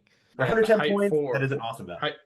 Height 4 is a big deal too. So they can, like you said, with chaff and whatnot, they can block line of sight even if they don't happen to do damage to a unit, or if you charge a nimble unit that's trying to do some shenanigans, get around you after a withdraw, you can still block their line of sight and they can't see the next unit behind you. I do really like that they have Crush 1 built in too. That was something that caught me off guard in one of my games that I played against them. So it's a huge frog. It is, but they do a lot of everything. They have Pierce 1 on their shots. They're nimble. They fly too, which I didn't realize because it's a damn frog on a base. It doesn't have wings. So I definitely got caught out by it. I just noticed the Dam Busters like Crush 2 Thunder 1. The Tree Leaper then Busters are like ×2, while the Arbalest is like Crush 1. They're all different in terms of their crushing. Flying in Strider. Okay, I don't think this changed. Did it change? Oh, you can increase piercing to piercing 3. Is that new? I think so. Nobody's playing them. It's fine. Let's skip over that. Any changes to the Coral Giant? It's still really good. The Coral Giant's awesome. No changes, but it's still awesome. Just in case snare on the Giant. It's still really good. Yeah. Doesn't like getting shot. It's the Giant that doesn't want to see the shooting, but if it gets in combat, very good. Nobody's taking this, right? What do you mean? Hell yeah, they are. Yeah, they are. Oh yeah, that was my game's person took the Kraken with the legendary upgrade and had 3 troops of Thule to go with it. The really nice thing about the upgrade is that you get inspiring with it. It allows you to do a battle group without needing a character to babysit it. All right, I stand corrected. Pretty useful. Anything else to note down in the hero section?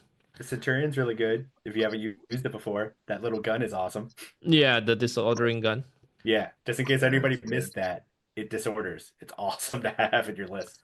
I've seen both lists that I played against this weekend had Dambuster Sentinels with the new Pawn Warden upgrade, which gives them +1, increases the route and waiver value by 1, and they gain Iron Resolve, all for 10 points. Those little buggers are nasty at 145 points. And yeah, they're Crush 2 Thunder 1 profile again. Fly, Inspire, Nimble, Strider. They got all the good rules. That's pretty good. Yeah, just look good. It's Spellcaster 0. It used to have the sticky tongue, but I think it's gone now. Yeah, no more sticky tongues. They got, I think, 5 points cheaper after dropping sticky tongues, and it's like, yep, that was good choice. It makes me sad that they don't have that rule anymore. I know, but come on, that was a fun rule. Yeah, it's fun if it didn't cost anything, but nobody wants to pay for it. Yeah, he's the one who has win with last 5 for free on the Soul Players. Maybe. Next, we're paying for it. I don't know. I haven't seen the math. Siren could cast all its spells now. Entral 7, Hex 3, Mindfuck 2, and Weakness 3, which I think is a good balance because none of the spells are like super strong, but they're all pretty good. Yeah, and I think, is it a change? I didn't think it was inspiring before. I definitely started taking it. What? Correct. It gained inspiring. Yeah.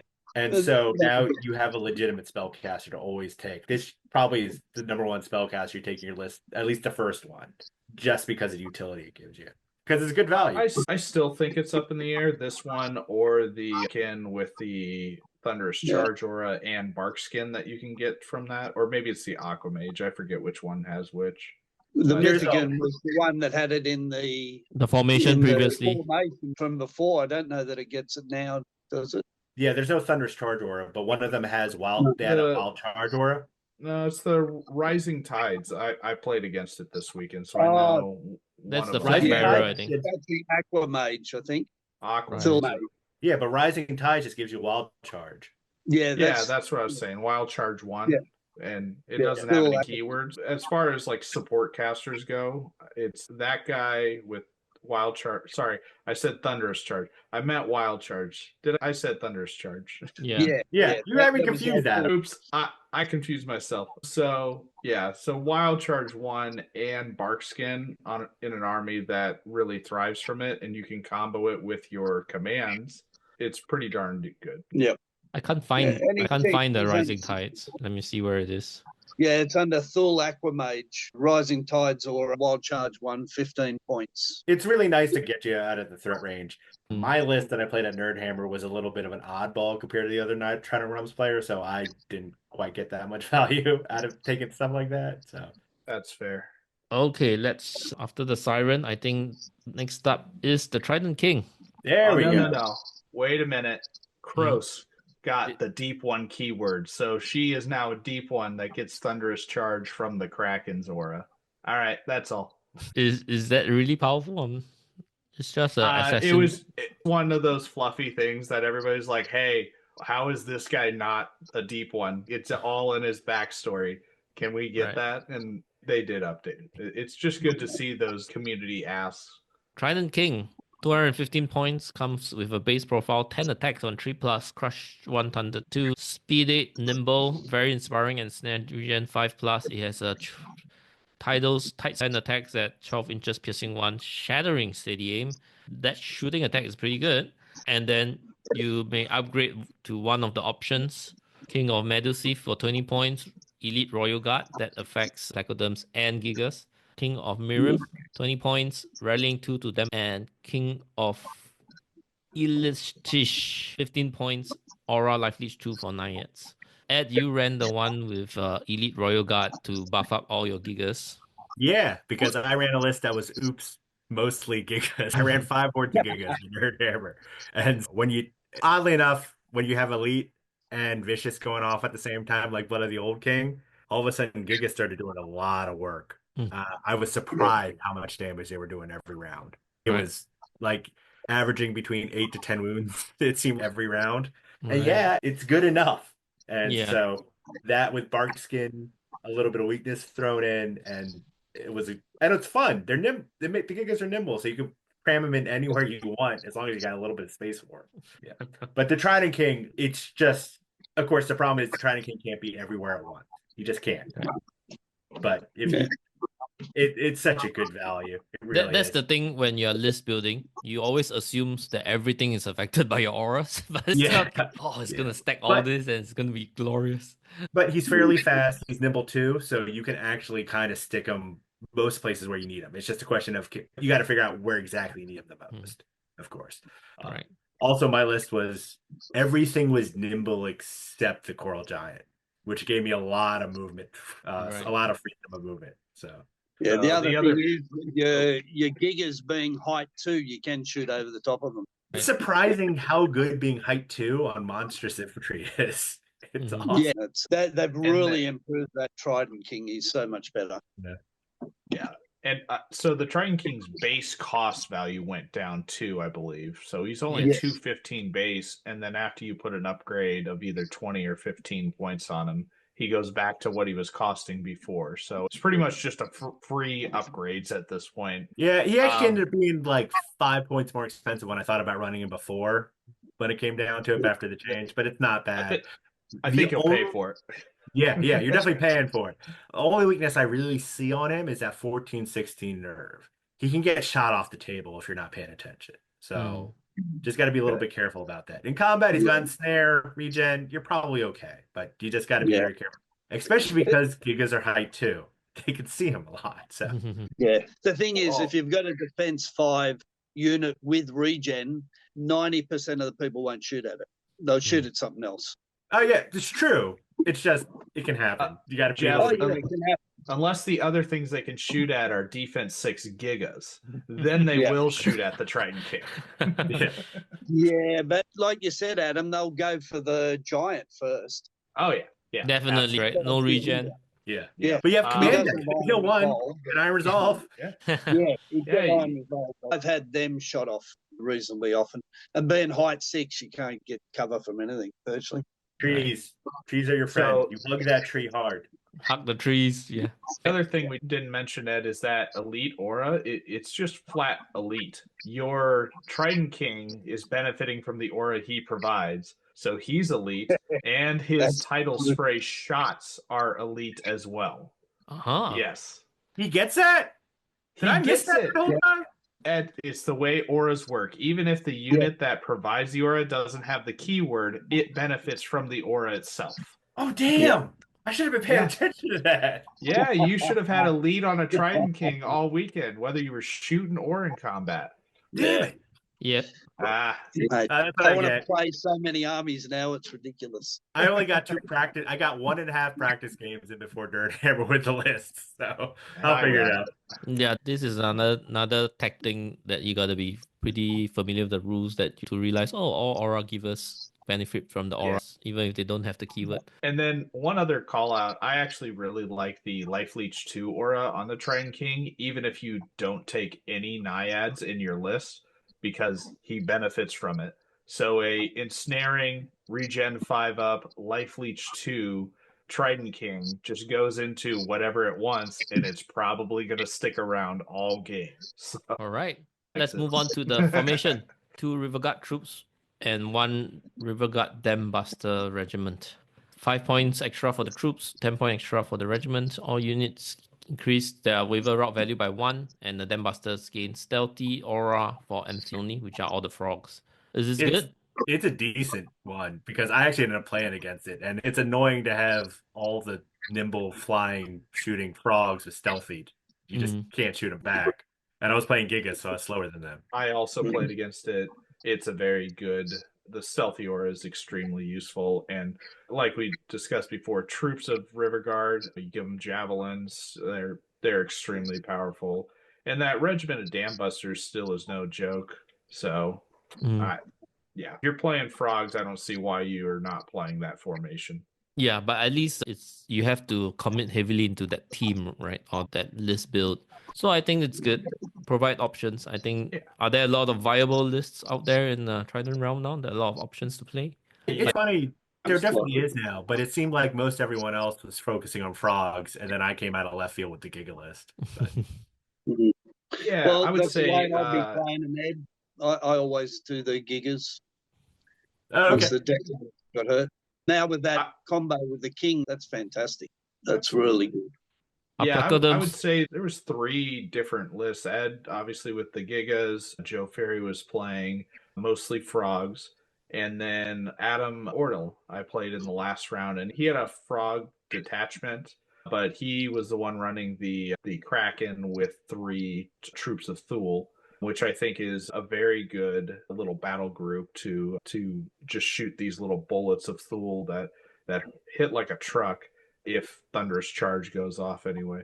So I think the army just has so much more versatility, so much legs that you're going to see a lot more Trident Realms. And I say, especially if Command Dice are in, because I think they're the army that benefited the most from the faction command orders by far.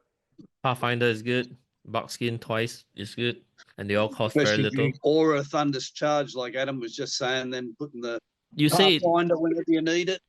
Yep. You say they benefited the most from the faction orders, but are the two set of faction orders over the top for them?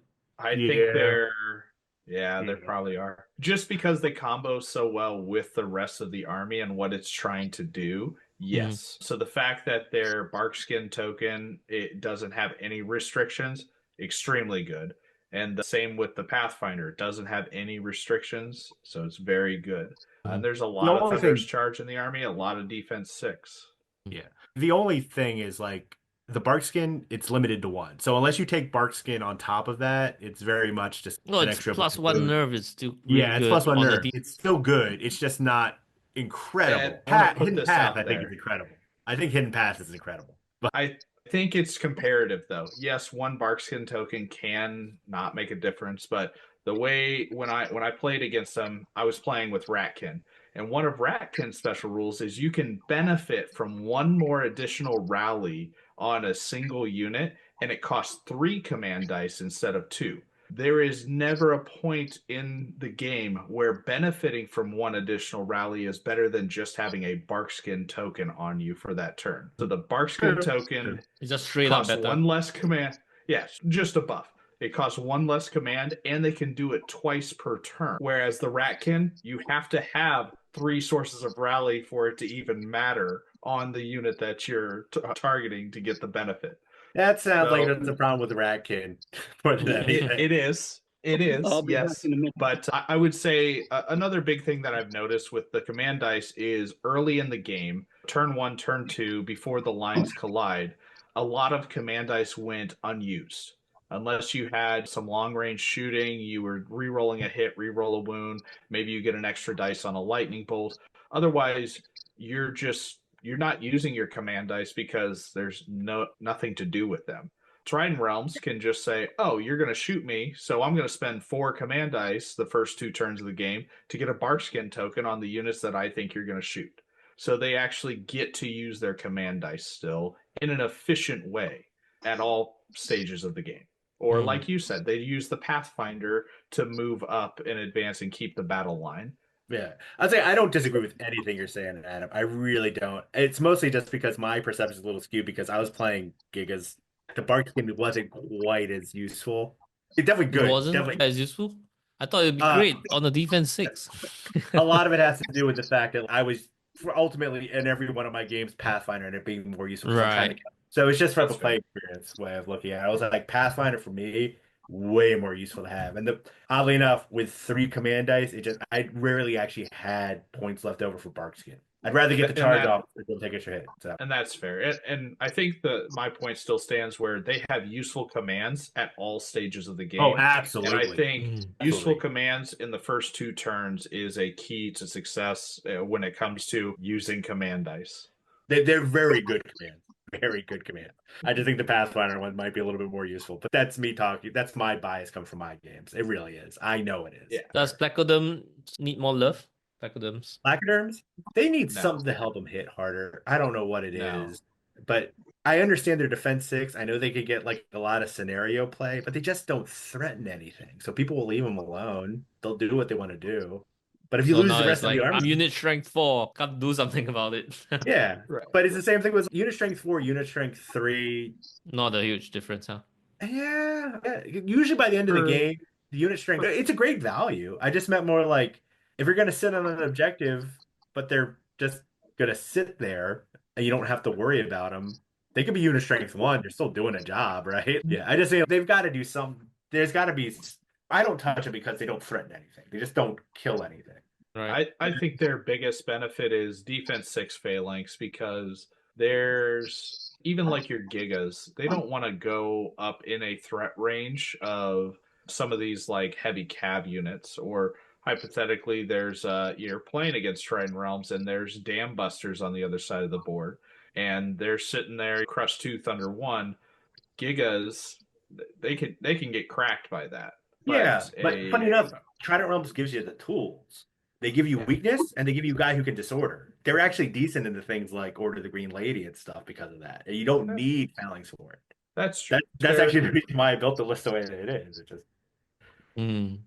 It's weirdly, they gave you tools. I understand Phalanx. I know people love it, at least in the Trident Realms. Unlike everybody else, they actually gave you other ways around Thunderous Charge Cavalry. They really did, which is surprising when you really think about it, because with the weakness and the snare on some of your units, you can and snare and the take ability in the to order chin. with wing attack. They hits on 3s. Yeah. Did Jeff get changed? I back. Jeff's looking fresh. It's very hot here. All right. So I was sweating all over. Just in time, let's talk about Abyssal Dwarfs now. Let's start with their faction orders. First one, Diabolical Fervor for 4. Infantry or heavy infantry only, they get elite melee. And then Abyssal Mutations for 4. You can reroll failed regen rolls. The first one, elite melee only for infantry and heavy infantry, is pretty restrictive in it. Yeah. And your targets are like the Black Souls, who hits on 4s, and the Immortal Guard, who only comes in regiments. So, what is heavy infantry? Gargoyles. Yes. You probably get more use out of that than anything else, but as the other one's the main one you're going to use out of the faction orders. Yeah. And only if you've got a lot of wounds on a unit. Otherwise, you'd just do the normal 1 point. The normal one that gets you a wound. Yeah, it gets you a wound back. Yeah. But it costs 4, which is the downside. So it is. But yeah, if you've got a unit like half breeds or whatever that have taken 10 or 12 wounds, which does happen because they're pretty easy to hurt, that re-roll your regen is massive. I had some really good rolls on mine. Having good dice helps. I would think in several instances that just the regain 1 wound command order for 2 dice is going to be mathematically the same until you get into, like you said, Jeff, the 8-10 plus wounds. And then even then you're only gaining maybe 1 or 2 more on averages. Yeah, I wouldn't probably look at it under something that's got, say, 5 to 6 wounds. Over that I'd start looking at the reroll, but under that I'd probably just take the 1. Okay, I don't know which of the changes are the latest from the latest clash. I think one of them would be the war engines having unit strength 1. That is the latest change. Are there anything else from this page that it's a new change? Grotesque half-breeds, were they even buffed? They got their change before. All these were beforehand, right? Yeah. Yeah, okay. 15-17 nerve? Yeah. Before one or 2 editions before they're ready. Okay. Yeah, they're pretty good. Jeff just won Masters with them. Yes. They receive 1 buff every clash update until they are at this spot. They're really good. They got cheaper, and then they got the Fury and the nerve bump, and that's on a regen unit. That's massive. They got point reduction, and then they got the nerve bump, and then they got the Fury. Yeah, it just came. They're in a good spot. They're still glass hammers, but they're very good at it. I think this Dragonfire team's range and defense was back before. Yeah, it's old. Yeah. Grotesque, Fury, and Strider, I think that's old. This is old. Infernox, let's see. It gets to buy a ranged attack. And Aura Elite Infantry only for 30 points. That's very expensive. So I think it doesn't have Inspiring. No, it doesn't. And that's why I said it. If it had Inspiring, I might look at taking it as a change, but it's too expensive. I think I was thinking of the Abyssal large cavalry character. Oh, yeah, he got the Inspiring. Yeah. The Iron Castle on Dragon with all its changes, was this the last clash? It was. So we'll not delve deep into that. Yeah. Okay, the formation's new, I think. No, it was last change. Same thing, All right. Yeah, it's a good formation though. Although I think they have the total cost of the formation wrong and right there anyway. But 200 points. It's so expensive. Yeah, that. It is correct because the character is 190 points. Yeah. Because this is a special character that's only available in the formation. Yeah. He's expensive for what he does, but I think. 190 is a lot For for an that. individual, yes. He's Yeah. gonna It doesn't get the vicious or anything like that either. He does get the extra charge, the wild charge too. Like Adam said, they get the same aura. So he is a 18-inch charging hero, which is very good. Like, no real changes. I just remember that during playtesting, they were about to give him a funny name, but they missed the opportunity. Right, let's gloss over Redkin Slaves. Low blow, Thunderous Charge 1. No restrictions for 4 points. 2 Fenrir, 5 Leash 2 for 3 points. They get no love. They get no love. Let's just move on. Vesalians, Divine Protection, Iron Resolve +2 for 4 points. That's terrible because you have to have your units survive and not be wavered to trigger Iron Resolve. Yeah, guess what? Barkskin was better. No. Yeah. Holy Assault, human or ogre keyword only. Thunderous Charge 1. I I think actually this like is. the ogre. I think it's decent. I think it can be pretty good. I haven't been playing it for a while, but the Sisterhood gets Rampage 10 on the Horde, 40 attacks. Yeah. Nothing wrong with Thunderous Charge. So if you can get it off, it's good. If you got the command points, do it. It's never a bad thing. So even the sister regiments are pretty good with quite a lot of Rampage. Yeah. Let's take a quick look. 15 plus Rampage 5, so 20 attacks on a 135-point regiment. Thunderous Charge on command, but it does cost 4 points. It's pretty But good. all the Thunderous Charge cost 4 points because they are one of the better options. This one comes with a restriction though, whereas the Halfling and it the does. Slaves, the Redkin one doesn't have any restrictions. Yeah. Don't take it from them. Let them have it. I think the restriction was we don't want to buff Elohi. So Yep. That's interesting. A Clash of Kings update where they're like, we shouldn't buff Elohi. Yep. I think these are all old changes. yeah, Let's see. pretty sure they kept everything else. Basileans also not one that gets a whole lot. Although Danor getting inspiring, that might have been a new one. I think they gave that to him along with the Siren because Danor's just a worse version of the Siren. How much does he cost? I think he's only 100 points. He's not a bad value. 105. So the Siren costs 100. But he has one points more is too spell much. than the Siren. But all his spells are low dice. They are. Right. Yeah, Wind Blast 3 versus Enthrall 7 from the Siren. But he has Lightning Bolt 2, he has Heal 2. Like, those are pretty useful, even if they're low dice. You get to cast all of them. It's And, so many. and Trial 7 is a nerf. Not a good thing. It'll cause people to say, hey, maybe I'll just cast Enthrall anyway, and then you pull them forwards and they get flank charges on your shit. Can be. You got to play around that, obviously. All right, Brother Mark. Iron Resolve 2, which sucks. Holy Assault. So it's the same orders. One notable thing is they to get the Ogre Palace Guard hero. That was my suggestion for the army. It's good suggestion. They probably need a bit more than just that, but that's a good start. I want Brother Mark to be cool. I want them to be so cool. They've got so many cool heroes and stuff. They're just not quite as good as Green Lady. Yeah. They're not even quite as good as Basileia, I think. Yeah. So. They should just merge the factions. Moving on. Pretty much. Dwarf. So Vengeance. And Vengeance +1. Crazy good. It's really good. For 4 points. Magical Resistance is meh. Spell ward at 3 points. It can use twice per turn. Pretty costly. So if you want to use it twice, it's 6 points, right? So you have to be investing in command dice to get it off. I'm not even sure because I played against my opponent who had Night Stalker, so it has the same thing. You can put spell wards on 2 units. So I would just always shoot at the other units that doesn't get it, and then he would just be spending 6 points every turn to just say, okay, do something else. So I'm like, okay, fine. Yeah, I really think these defensive abilities need to be lowered in costs. I think the magic resistance needs to go down to 2. I think that Iron Resolve 2 needed to go down to 2, maybe 3. Like those abilities, there's so many easy ways to play 2 points if you want to keep it cheap. Yeah, but Vengeance +1 is really good. So anything that hits back, they can easily get +2 crushing strength with Bane Chan support. So Dwarf can hit back really hard. So one of the things is they usually don't hit back hard, right? So now with this, they can really hit back hard anywhere. So it's really scary. Yeah, those regiments of defense 6 with the command, with the character from the formation giving him aura lead and has a loot on him. Yeah, you can be crushed too with elite on Iron Guard now if you want. Yeah, the formation's disgusting with the flag bearer getting the reroll on headstrong. They almost never fail it nowadays. 3+ rerollable. Oof, I feel Gotta makes- buff dwarves until they win Masters eventually. they did. UK Masters. I won. Alex I won Chavez won Masters with them back in the Dwarves. day.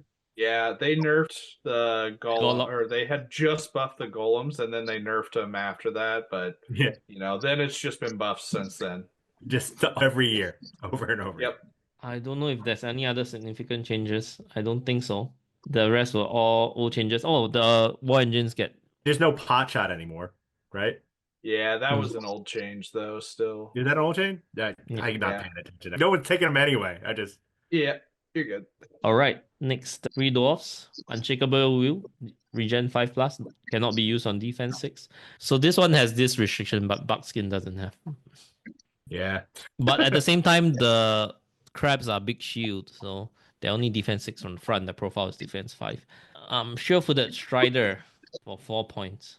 Why is weird a order for the Pathfinder army. 3 and Strider 4? In the I have an army, issue there is with this. mostly Pathfinders. Yeah. Why does it cost so much? And why are you giving an army that had Pathfinder across most of it, Strider one? I don't understand. Yeah. And why didn't you give him the good dwarf command for an extra crushing strength? Yeah. It's just a weird combination. Why? This Three, puts Imperial Dwarf ahead even more, right? If we're talking about the faction orders. I think there's just some racism between free dwarves and imperial dwarves here, because for Basileia and Brotherhood, they just said copy paste. But no, free dwarves, they don't deserve a copy paste from the good dwarf factions. Which is pretty sad. All right, I don't think there's anything of note. I think most of the rest are carried over. The war engines gets 1 unit strength. Let's talk about elves. 1 perfect flight faction order, 3 points. One of the unit's ranged attacks get additional 6 inches. Cannot be used on unique spells. That means normal spells can be used. And second, precise thrust 4 points. Cavalry, infantry, or heavy infantry unit only. This unit gains ordered march until end of turn. I actually had a game locally where the ordered march method for the final turn, where it could move onto an objective.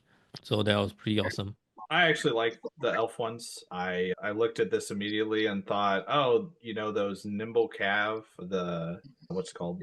I forget the name of the Quicksilver upgrade, Lancers. but yeah, Quicksilver Lancers that are nimble already. You give them ordered march, and now you get to move 18 inches with 2 Pivot pivots. twice. Oh, yeah. Because ordered march is not nimble, right? The wording. Exactly. Yeah. They should have just said nimble while moving at the double, shouldn't they? So you don't get to stack it. Yeah, but they still got to Let 'em avoid stack. terrain like the plague, right? They do. Yep. They what? The nimble cav unit, the lancers got to avoid terrain, unlike the Sylvankin version. But for some reason, Plus 6-inch range to the shots is fun. You can have an 18-inch range Bane Chant or something like that too. So, You might not need it. or you can give those Silver Breeze the well-deserved 24-inch bows again. my only issue is like most of the range of things for elves never seem to actually need that much extra range. But I guess it's good to have. It's true. Better than nothing. Yeah. It just Anything to note for the rest of the list? Any new changes? I think it's Not that minimal. I really remember. Yeah, I don't seem to have any. The Battle Cat's having an option now. Is that new? No, they adjusted Battle Cats last time around. They made them cheaper, but gave them Pathfinders. I think they lowered their defense. Okay, Sylvankin. Same set of faction orders. Free dwarf racism. Here's case point number 2. They don't get to take River Guard anymore. I don't know if that was previously. Oh, no, they changed it to the new River Guard profile. So which is Yep. strange. Why do they have frogs? I don't know. But hey, here's that Pathfinder nimble cav that can get ordered march as well, Ed. 3 times. They can. Like that, there's some play with Sylvankin just building an army around them now. There Yeah, has to be. pivoting twice after moving 18, definitely, man. Yeah. You But get that much into people's nimble flanks so cav- easily. It's gonna be good with that much Pathfinder. Like somebody's gonna do Well, it, and they're gonna wreck somebody's yeah. day. Well, air elementals went up to 9 attacks from 8 now, so I think there's Hmm. play Why? there. Why? Because nobody took them Because- when they dropped to 8. I was Because- using them. I still loved them even at 8 attacks. Yeah. See, they just want to give Jeff a Merry Christmas. Yeah, that's fair enough. You can It's not give a big. Yeah, it helps. you can give any faction a buff and Jeff will be happy because he plays every faction. Yes. True. I do think, actually, now that I think about it, they changed the Elven King ability. I think there might only be for Sylvankin, but I have a feeling they changed it to where, yeah, you can't take the Wanderer upgrade and exchange for a bow at the same time. So when you get the Wanderer upgrade, you get +2 attacks, but you go from defense and Pathfinder, but you go from defense 5 to defense 4. And the bow wording was you exchange for a bow for free, but you go from defense 5 to defense 4. So Right. Sylvankin players would just do Take the bow bow. and be like, yep, I'm defense 4 still, but now I have 7 attacks and I'm On the speed bow. 7 in the Pathfinder, and it works with the bow now too. So that's gone, right? Yeah, so you have to choose one or the other, I believe. Yeah. Wanderer. I don't know if it's that way in the It list is. builder yet. It doesn't look It like is. it. Yeah. Oh, Take it the- does. Yep. Okay. Yep. Good. All right. I was a little sad. I played Sylvankin and I played the formation and the Wanderer King in the formation who gets scout. It was fun to just cheekily give him a free bow as well. Next, Empire of Dust. Faction orders by the Master will lose Shambling for 1 turn and Vengeance of the Dead, but you get Vengeance. But very specifically on Cavalry, Large Cavalry, and Chariots only. Because it will be too good on other things. But hey, no restrictions on the Dwarves. Why not infantry is my big question. I get large infantry. Don't give it to And Slave Guardian. Slave Guardians, but why can't my skeletons have it? Is it because I have mummies in the army? They're Yep. already crushed 2. Do they need to be crushed 3? Most likely not. So Crush 3 is still good because against defense 5 it still matters. What do you think of but the it's a losing 12 Shambling? attack Is sitting it on useful? 4s. It absolutely is. Or the I think worm? it's most useful in any armies that have a speed 10 flyer. So you get to position it very aggressively and then search the next turn. Yep. Have you tried a game with this? Nope, I haven't. I absolutely don't want to play it until the command dice are 100% going to stick around in tournament meta. I don't know. I just don't want to. I think shambling armies, especially with that ability, will have a lot of legs. And with the other commands, when it comes to movement as well, it just gives those armies a lot more utility and versatility where they otherwise didn't have it. Yeah. So I haven't played it yet. I will wait to see, but I have ideas. He's not giving away secrets. Any other changes in the army? Were the Restless Souls of Raya new? Those are new. They just added those back. So they're a new old thing. They used to be in the game in 2nd edition. They got removed, I think, when 3rd edition landed. And now they're back, baby. So much Plus blast on 35 them. plus piercing too. Wow, that's Yeah, they have some chances of doing something, and it's fun. I know this is a Devlin Smith special. It's his favorite unit, and he was sad when they left. But 85 points for the attack. My goodness. yeah, It'll be like so 60% of the time it's going to work every time and just blow up a unit. But I don't know. absolutely. It could be awesome. You know what's fun is because this unit used to be a Living Legend unit. 6. Now it's a Living Legend upgrade So you to still a can buy skeleton unit. So what you buy is you buy Elite. Blood of the Old King. Oh wow. No, Blood of the Old King, I think only works in melee, doesn't it? It does, but here's what you do: their blast works on all their attacks, shooting and melee. So this unit, its whole purpose was to get shoot and then get surged into combat. Oh wow! And just do it all over again. And they can get buffed by the Pharaoh, right? So they can hit on 3s if you really want to. Yes. Yep. They can. Oh. So, yep. Roz is back on the menu, boys. I'll just take this unit out before it does something. Yeah, I that's wanna absolutely see what's it going to happen. If I play Empire Dust and if I'm playing that and you hear me from across the hall screaming my lungs out, it's because they just blew up something, and it's going to be amazing. 85 points extra on the skeleton. I'm gonna kill it, man. They cost 5 points in a regiment, I'm pretty sure. So you double the unit's cost. Yeah. But it is so much fun when it actually does work.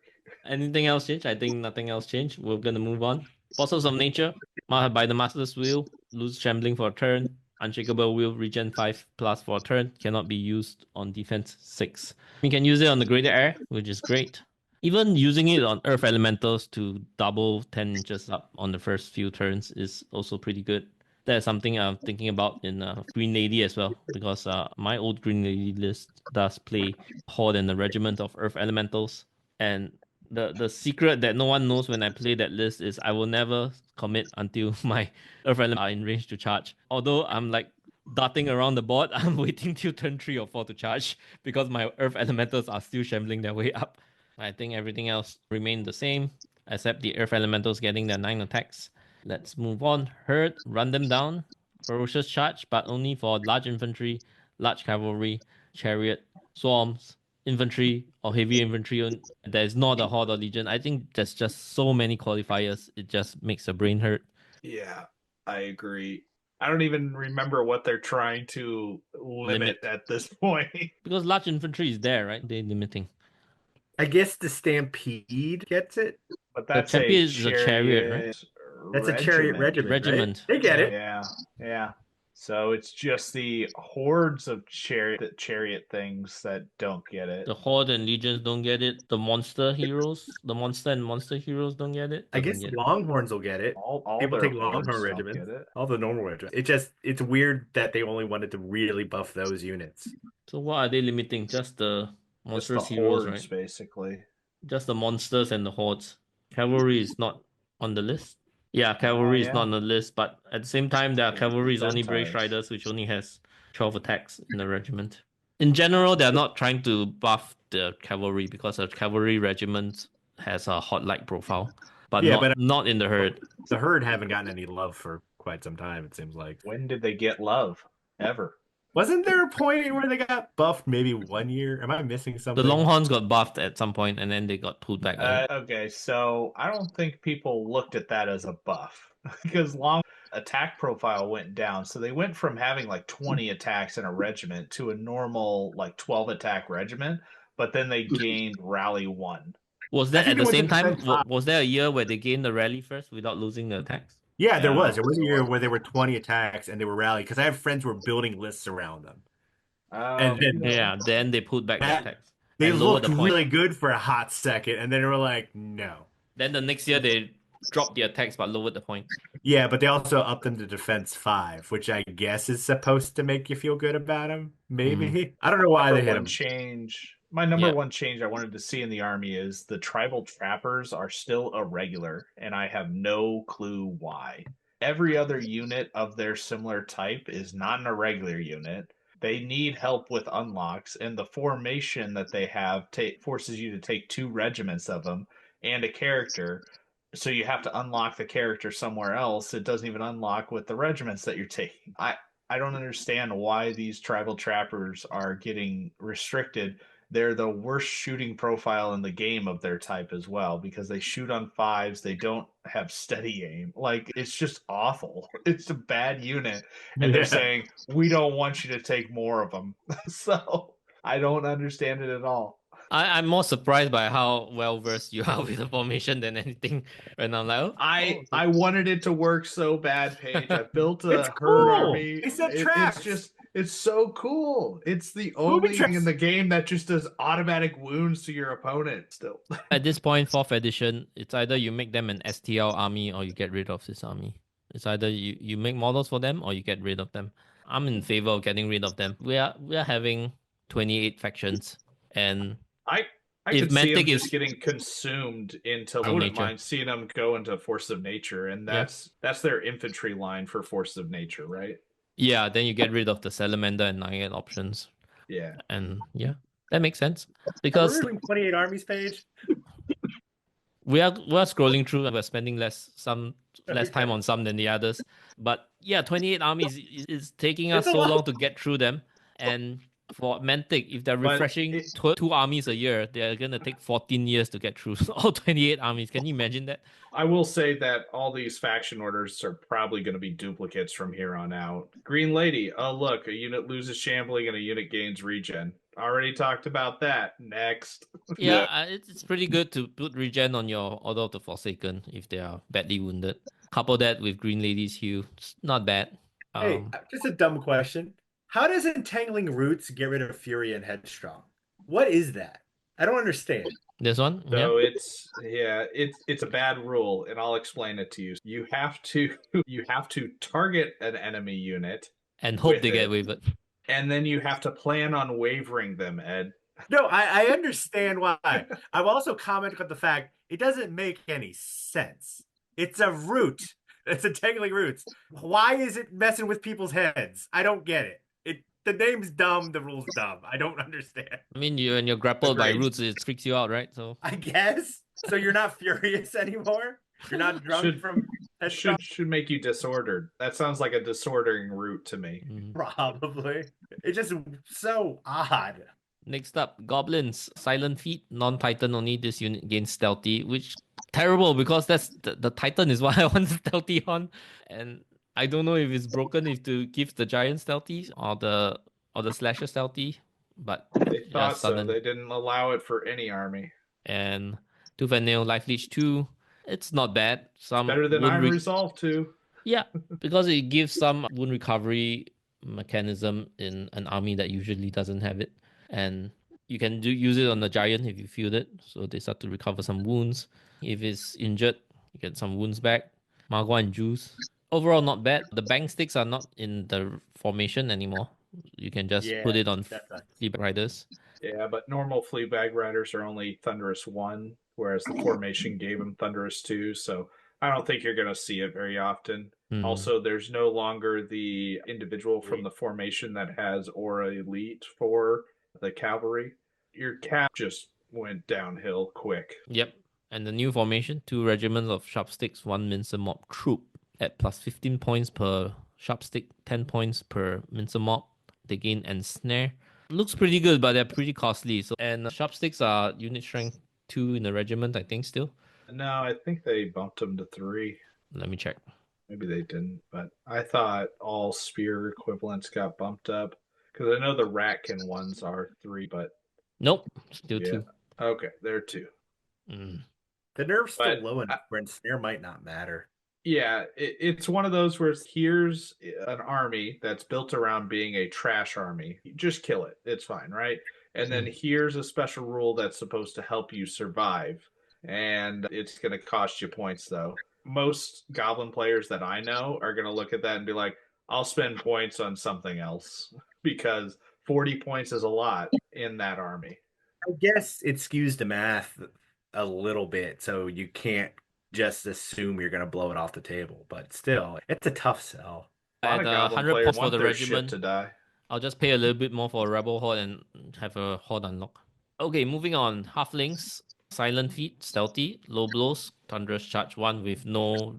And I think this is very strong in this army because it has the Master Sergeant, I think it's called, that Master Captain that gets a Strider Aura for 15 points for Ravenous only, but most of the things are Ravenous. So it's almost Strider across the board on whatever you want. And you can just give the extra Thunderous 1. Can be very deadly. I don't think I see a lot of Halfling players though. What are your guys' thoughts? Derek Sandstrom's really good with him. Yep, you can pull up Darius. I played him this weekend too. Yeah, it is very good. But you know what? Phalanx counters Thunderous Charge, so... Yeah. So at least there's a counterplay to it. I'm actually more afraid, I think, of it comboing with Aeronauts. And Aeronauts, especially with Blood of the Old King. Aeronauts... Oh, yeah, you're right. Yeah, Aeronauts have Pathfinder built in, which a lot of people overlook because their rule is they just always hit on 4s. So as long as they're not hitting an obstacle when they charge in, they can be Crush 2, Thunder 1. You pop a Blood of the Old King with it, and all of a sudden they're elite and vicious. You could even get a loot in the army and Banechant them and crack some defense 6 wide open. Yeah, they're dangerous enough as they are. Let alone adding that onto it. But more is better, Jeff. More is all. They are a very swingy unit. But I think Halflings are one of the best armies out there at the moment. Actual damage output, they're really good. Is Low Blow in this faction over the top? No. No? Unit gains Thunder Charge 1 until the end of this turn. I don't think Low Blow's ever over the top just because Phalanx is in the game. Yeah. And it's Thunderous, right? It also costs 4 points. Yeah. Okay, I think nothing much else has changed. No, we might miss a few changes here and there mostly those that might not be very obvious. changes. Unacceptable. We're deep into the additions of third. There's so many lists of carryover changes from every other class. So They should just make the changes red, the newer changes. I agree. I would like to see that implemented in these books. Kingdoms of Men. So run them down. Same thing. It doesn't affect chariots and monsters. Cavalry and monsters. And it doesn't affect horde and ferocious charge. And precise trust. Ordered much for cavalry, infantry, or heavy infantry. I think the winner this past weekend of Nerdhammer was running a human list. Yeah, It Beast was Cab. Flying Circus.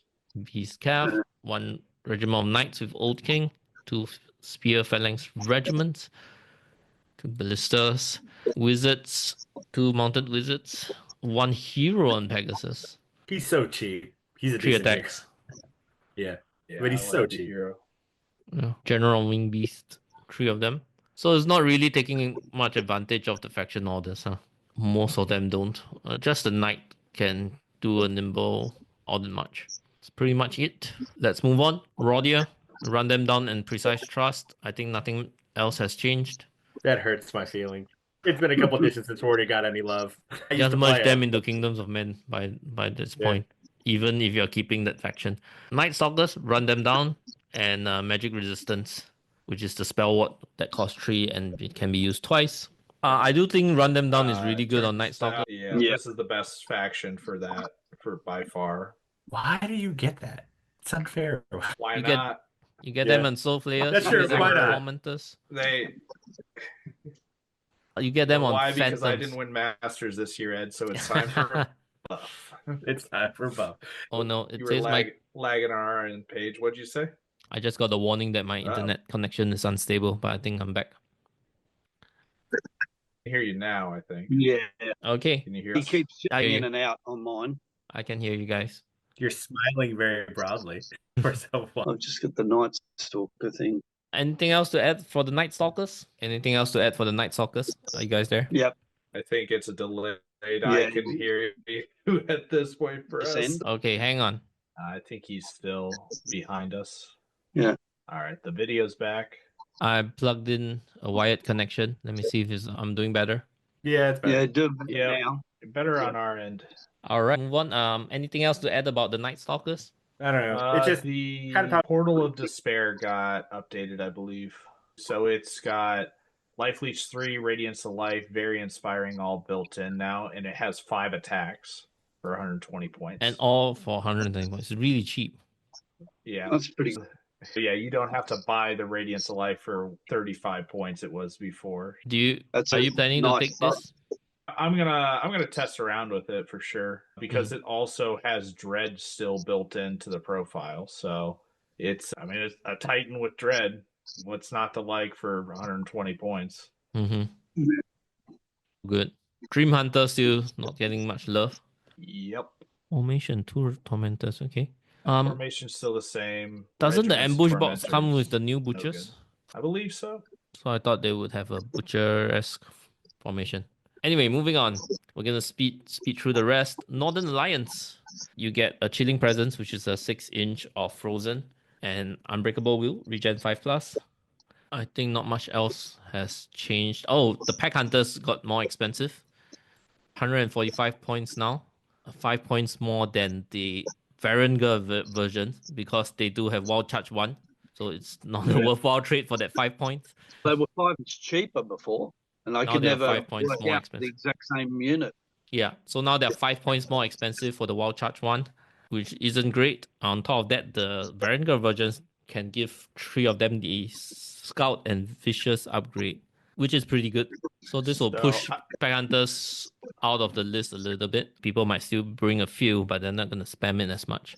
So I do think one of the more useful commands or tricky commands is the Chilling Presence one here, just because applying Frozen, not necessarily to gain Tundra Fighter, but just to hold back an opponent's army and guarantee a whole line gets frozen. Whether it's because you have one of the flying characters that like hops the line and gets in the backfield and then freezes everything, or you just throw a Tundra Wolf, or not a Tundra Wolf, a Snow Fox unit right into their line as a chaff piece. You get into a better position you want, and then you apply the frozen rule on the Snow Fox, and everything else that could charge you is slower. My friend I was playing, he put it on his big flyers, big dragons that they have, whatever they call them. So he'd fly him in and then do chilling presence, and he got some nice combos off doing it. You do it on the Lord on Chimera. You also turn on its Thunder Fighters.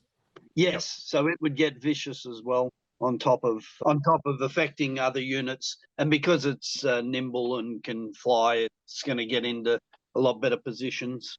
Yeah, I think it's cool, fun, and tricksy. Definitely not over the top. Next up, Varangur. Oh, Frank, Brutal 1 for 3 points. I think Brutal +1 is very good, and making it 3 points is a little too good. Yeah. Unshakable will regen. You can already do a Brutal 2 aura on one of the Lords and then add that in for a Brutal 3. Ooh. That's what I faced the other day. Yeah, we're not to ogres yet, right, Ed? Yeah. Oh, now wait, it's ogres. Now it's ogres. You liar. Brutal 1 for points and Rallying 1 Merc only for 3 points. Both of them are really good. Yeah, they are. They're really good. It's just a little too good. But what, you take that with the big deal plus your normal brutal. And then Siege Breakers lost the point of speed. And you take Kuzlo, and then you lower their hit by 1 too. So you got a 4-point swing, Ed. Go get just him. Because you're existing. Because you exist, you die. That's the way it works out. Yeah. Even the warrior regiment hitting you suddenly becomes lethal. Yeah. It's a little my biggest gripe with the nerf is just the siege breakers. I was like, the 5-point reduction is just insulting. Drop that much speed. I was like, come, you can drop it 10 at least. You're gonna make me lose a whole point of speed. But yeah, people are still gonna take siege breakers. They really are. Like, it's question 2, it's defense 6. People are gonna take them no matter what. It's just a little harder to use. You save some points here or there. It's fine. 5 is actually quite a big deal. Yeah, it is. It definitely is, especially on that type of unit. But then again, you can't find that kind of combo anywhere else in the list. You can take Crush 2 Warriors to Defense 4, but no one else has that level of Crush and defense. They just don't. So most people are going to still take them. For quite some time, I ran some Warrior Hordes with the old Paymaster with Siege Breakers, and it was decent. It was. I might look at it a little bit more again, because you have the Paymaster back, and you got another rally order if you're using command dice. It could work out okay, but people are still going to take Siege Breakers. It's just the combination, that profile is just too good to pass up. It really is. I just don't like the 5-point discount. I want slightly more for losing that much speed. They did put in that nerf to the wizards, didn't they? So that you don't they only get plus dice from Merc. Yeah. So will you see Siege Breaker lists running multiple Warlocks anymore?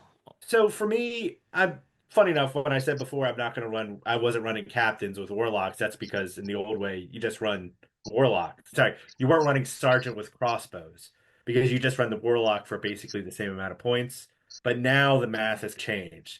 Warlock Drain Life is still really good, but you can't necessarily bank on getting that lightning bolt battery off so much more. So that means you've now got to make a very legitimate choice. They're the exact same points, a crossbow sergeant and a warlock with drain life and lightning bolt. They're the exact same points.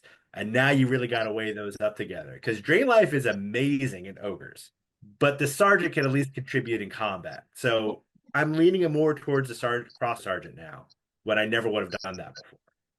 And I guess it's good. That's a question I'm making, that I'm weighing those options. Why is Drain Life 520 points? Shouldn't it cost more than 20 points? I know. It absolutely it's still good. And for the fact that it could get a possible 3 more dice because it's an ogre. Yeah.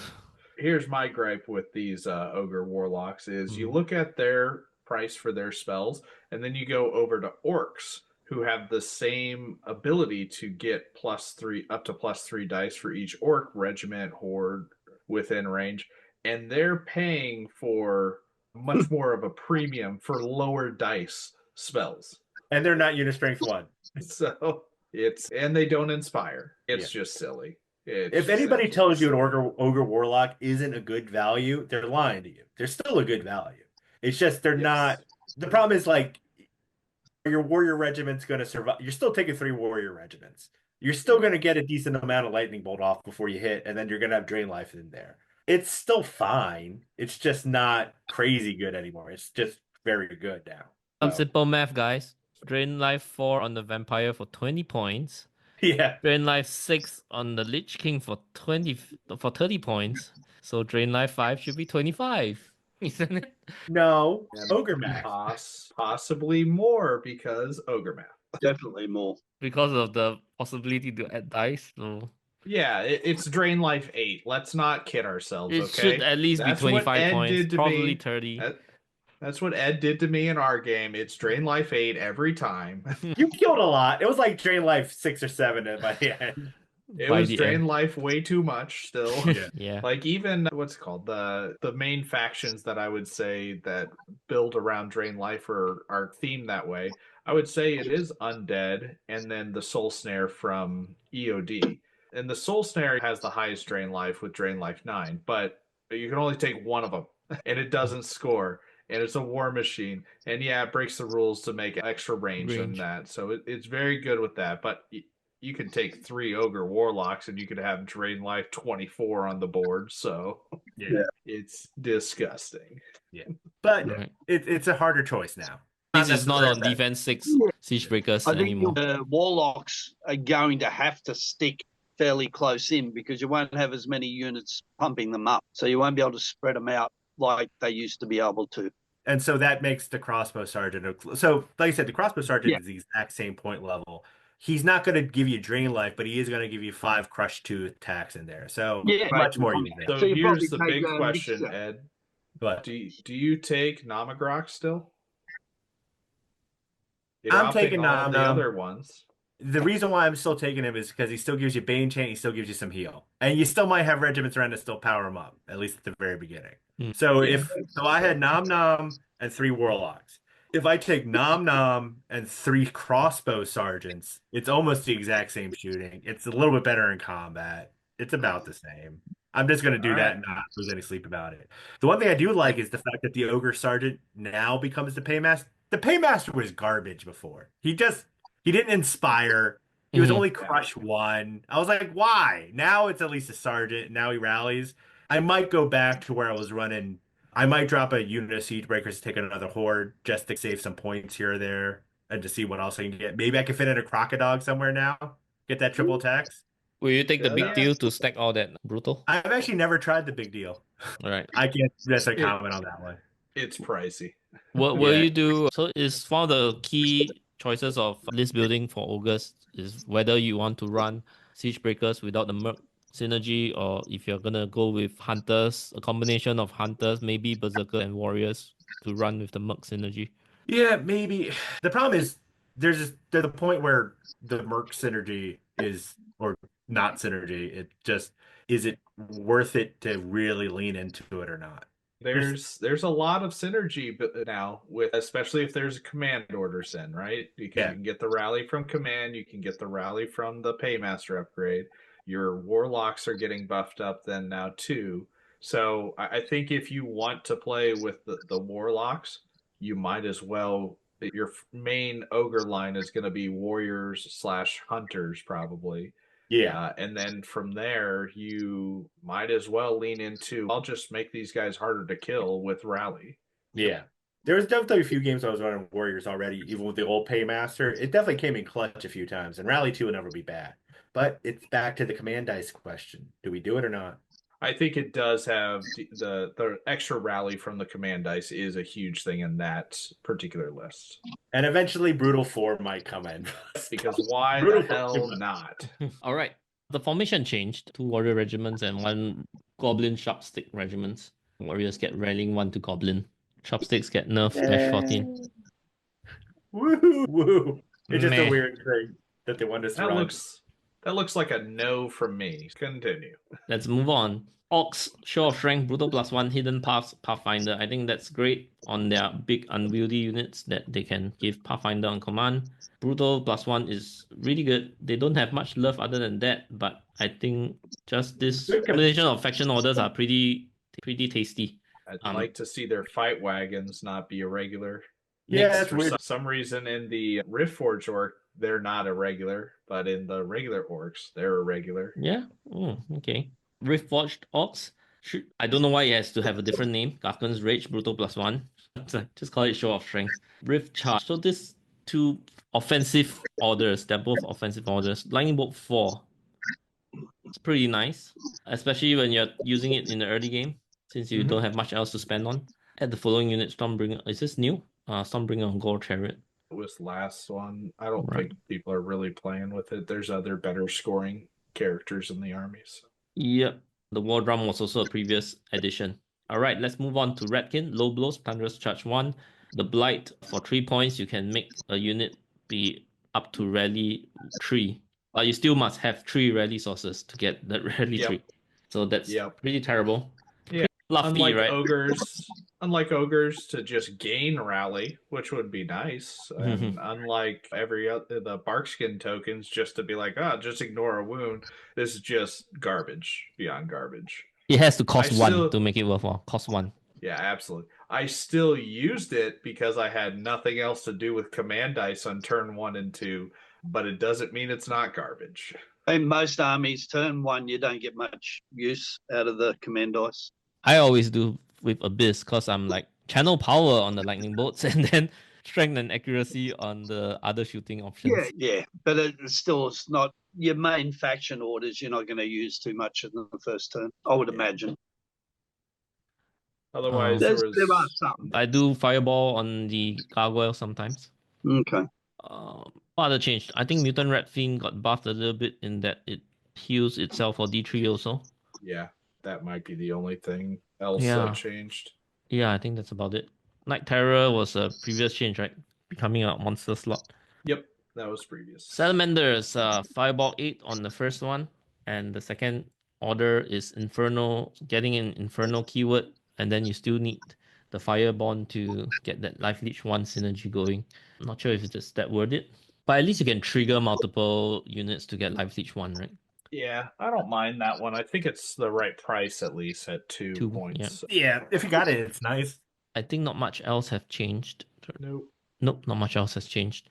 Undead, by the Master's Will, lose Shambling for 4 points, and Drain Life 5 for 4 points. I think that's really good. For 4 points, Drain Life 5. Yeah, Drain Life for 4 points is good. Being on the receiving end of that sucked at nerd. Heard that happen a few times. Yeah, especially in a shambling army where you can give it to a unit That's and about then to surge it surge after in. that, and yeah, so you're not having something stay out of combat or stay out of the game in order to effectively use it if you have the other tools. Definitely. I think not much else has changed, right? No, they changed the army standard bearer to no longer be wild charge D3. It's wild charge 2 because So you can't get the turns first turn out- charge. I can't get first turn charge, but also it turns out it's a pain in the butt to figure out how to do the D3. Do you roll the D3 one time and then it applies to everybody? Does everybody get to roll a D3? And then if you have multiple instances of the Undead Army Standard Bearer, can you roll a D3 for one? And then See if which- you roll the a higher one, one. you can roll the other one and see if you get that one. It was just a whole mess of questions that came with it. So they're like, and we're changing it. And the Twilight Kin, and the biggest thing to say about this is it specifically mentioned the Twilight Kin list published in Clash 24. So that means to play Twilight Kin, you must own Clash 24 and 25, which is never usually the case. So the Twilight Kin army list wasn't reprinted in Clash 25. Maybe they're out of page count to do it, is probably my guess. Yeah, A little I bit think weird that's a that way. good change. I don't want the whole army list in this book again. It's on the website. It's in the other book. It stinks if somebody is just getting into it and doesn't use the website or the army builder, but I think that it's the right call for the majority of the community. Okay, so Feared. Dread for 4 points. Very good. Void Sacrifice. Pretty worthy. You can transfer wounds from a Twilight Elf onto Cronebound. Up to 2 points. For a cost of 2. It's alright.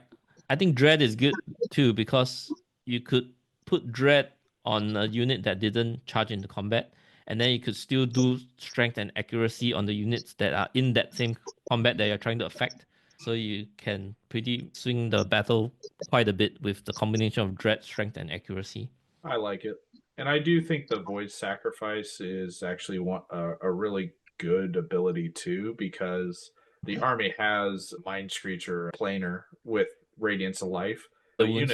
if a unit like Impalers gets charged and takes 4 wounds or 5 wounds or something, you take 1 wound off that turn with the Radiance, you take another 2 off with this, and then over the next 2 turns, the other unit in the back line that you transferred wounds to is going to get healed by the Radiance as well. You're getting And you double still got that efficiency heal out of it. 7, which is ridiculous. The best healer in the game is a monster. Is an evil monster. Yep. Just blows my mind, but anyway.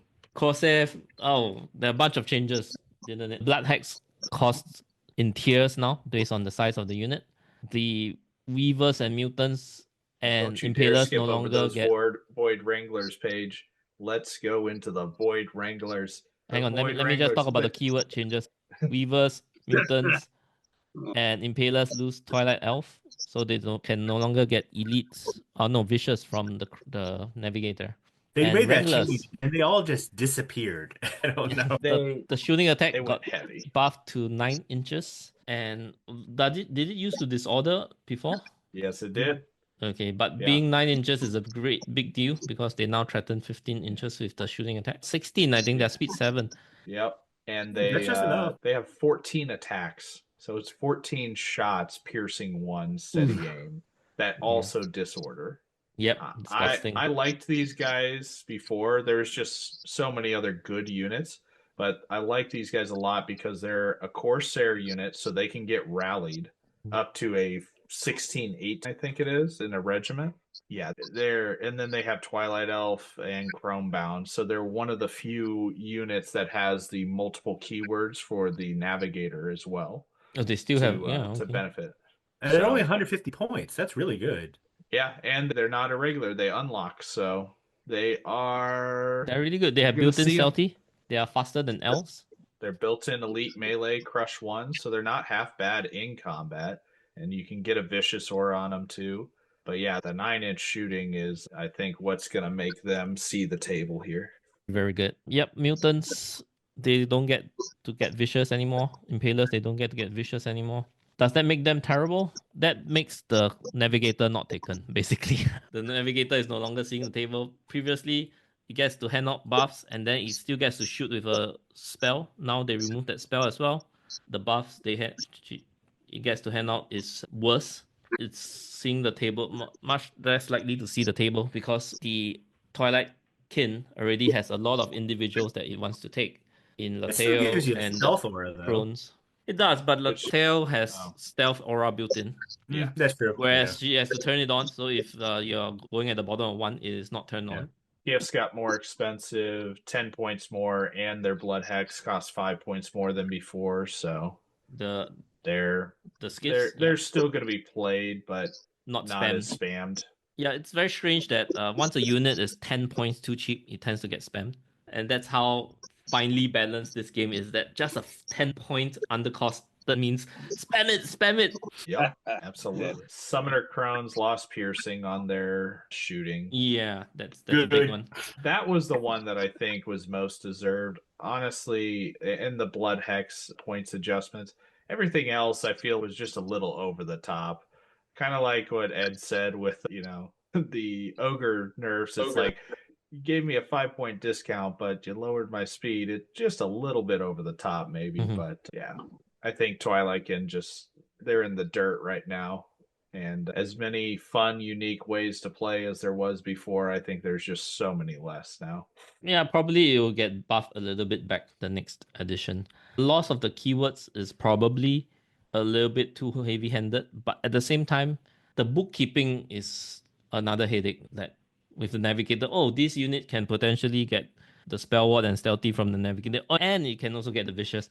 So especially against newer players, it is just a lot of headache of not the synergies that the Twilight Kin could do.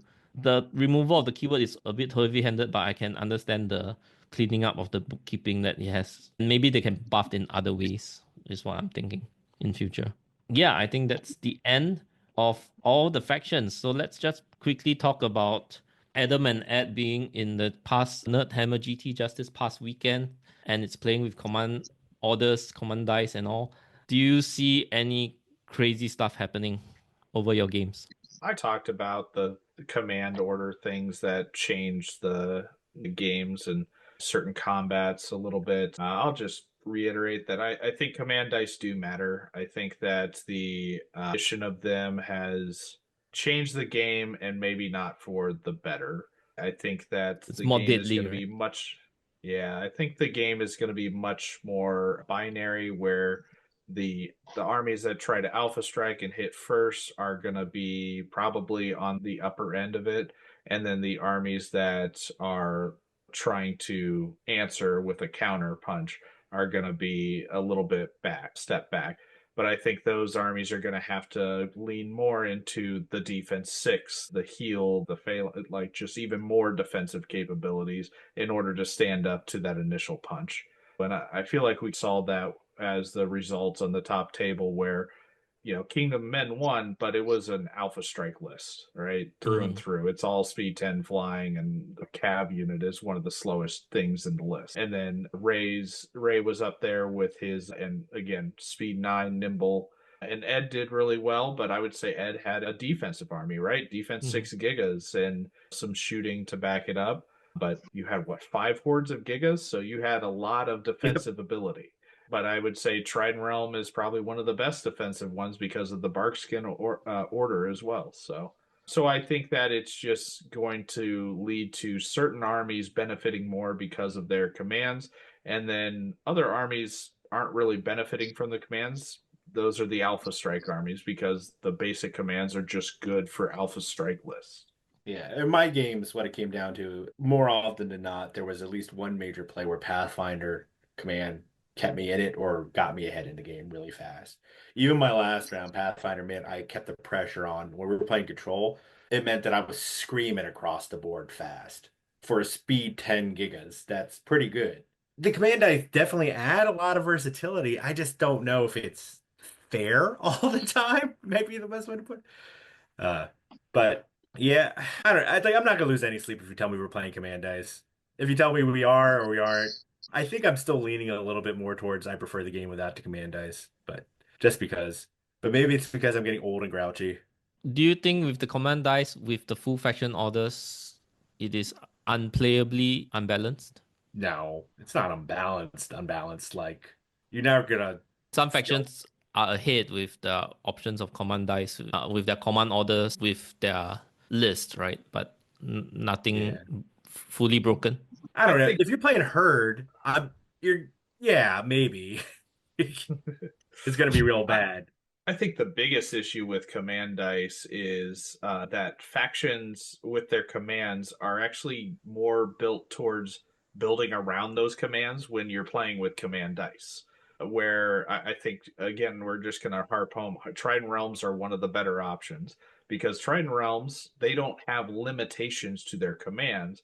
Sure, if you take an all Pathfinder Trident Realm army, you're not going to use the Pathfinder command, but I think that armies that have restrictions when it comes to their commands are absolutely going to be on the back foot and just limited in the style of army they can play. And like I would say the Mid-Atlantic room it's usually a tough crowd walking into that. Everybody's probably min-max as much as they possibly can, just trying to take you on. And so you got to be ready for anything. I don't know. I basically, most of the GTs have already announced they're not going to use command dice in the near future, just to get back to it. So is that the announcement? Yeah. So Chet, who's running the next tournament in the Mid-Atlantic, I believe, did a quick poll at the end of the event. And I think his results were 6 people said they would like to see command dice in the next event. 6 people were either or, take it or leave it. And I think it was like 22 people said, no, please don't. Yeah. It was a pretty significant margin of people saying, we don't really want to play with this anymore. Yeah. And was this the first command dice event? Yeah. First one I attended. Right. What are your thoughts, Jeff? Would you prefer without command dice? At the moment, I'd probably prefer without, but we'll give it a little bit of a run and see how it goes. I know our Clash of Kings that is coming up is with command dice, so I have to practice that way. It's like anything, you go with whatever rules you've got. But personally, yeah, I feel like when something changes the game, you feel like a little bit cheated with a new rule that comes in that changes the outcome of something. So at this stage, I'm not a huge fan, but if it's in there, I'll play it, obviously. It's still a well-playable game with command dice. It's just most people competitively prefer not to because of the swing strength, accuracy, and whatever offensive command orders that your faction gets does put a lot more emphasis on hitting first and hitting hard and just wiping out the enemy units, right? The balance of alpha versus defense is a bit skewed because of command dice. Yeah, it is going to What I'm hearing. unbalance the game a little bit, but it's not a huge unbalance, but still will affect it. Yeah, it still affects, definitely. Right. For myself, I do like the tactical options it gives to the player of which side. I'm just gonna spend some points to just get a slightly or significantly better outcome to have that ability.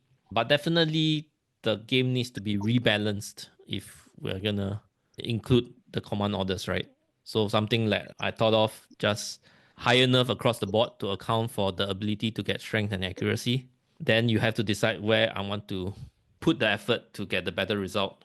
The problem with doing that is some armies and some units benefit more by gaining an extra nerve value than other units and armies. So you unbalance it by doing that as well. Yeah, I guess we can to look at a version refresh. So it's not just a clash book where we say +1 nerf across the board, but you re-evaluate everyone's nerf going into the new edition. Because as of now, that defense 5, 15, 17 nerf that is most common is just getting run over way too easily now. Yeah, possibility. In my opinion, the other games that Mantic has where command dice are in are good games, and the command dice that are in those games are really fun, really useful. It's just built into the way the game's played.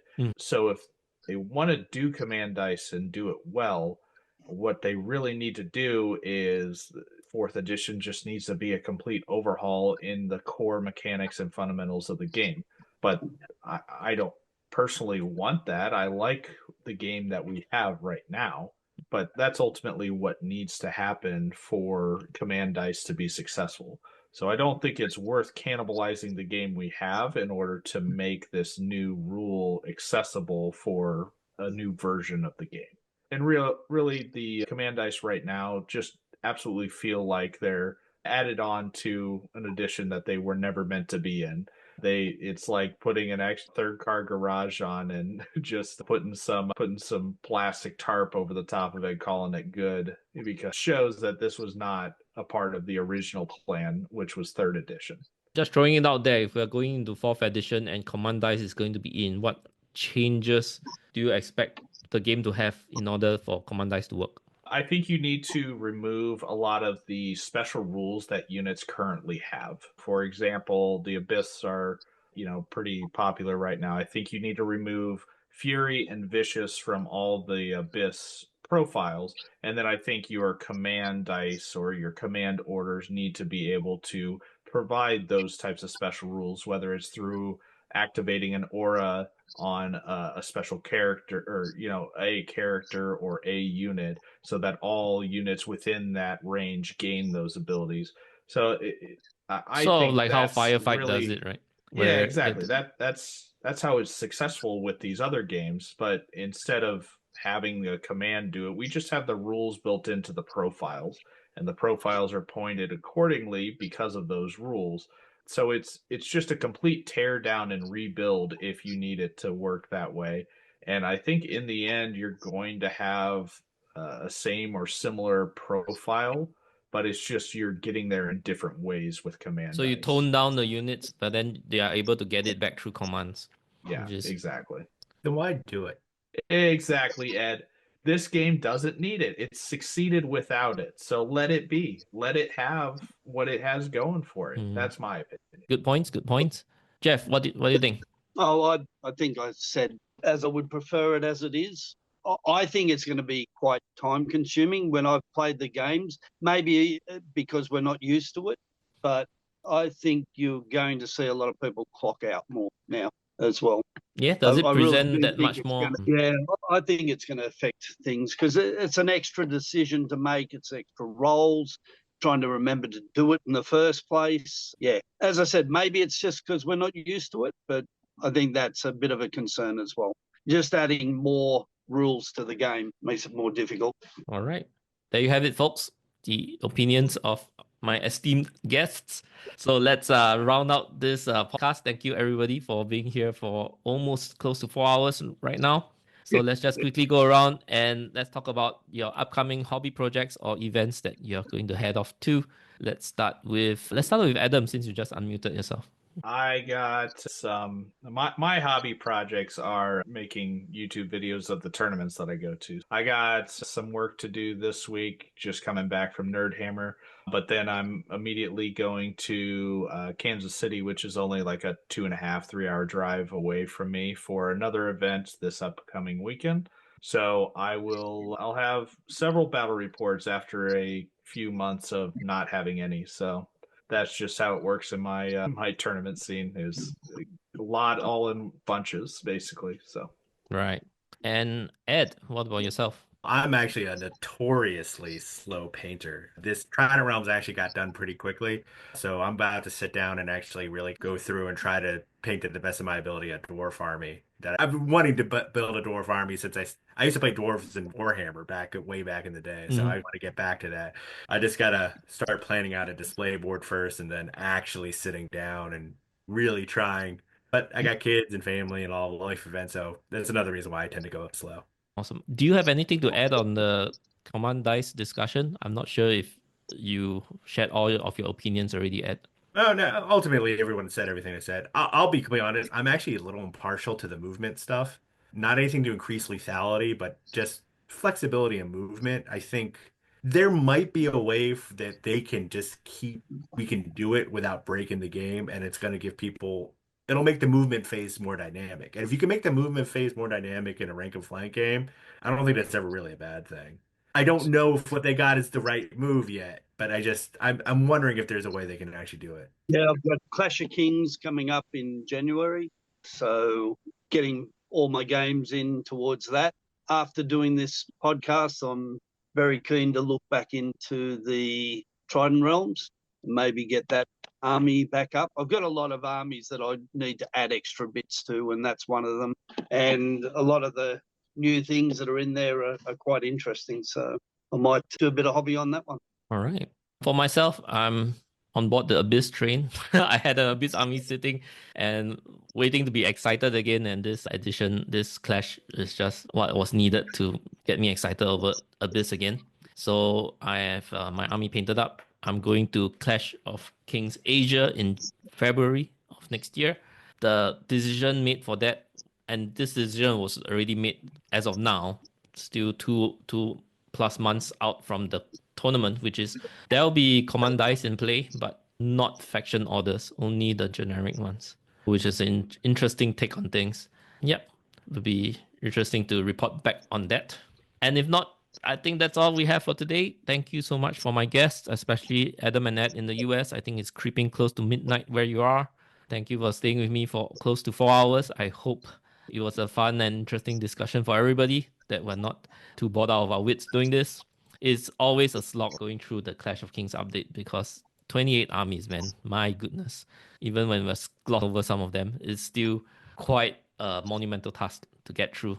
And Jeff, yourself too, thank you for taking your time out to That's join okay. me. I'm retired. So You're retired now, so you have the time. All right. And if not, that's going to be it for tonight. Thank you, everybody, and keep listening to Newbie Dice. Bye. Bye.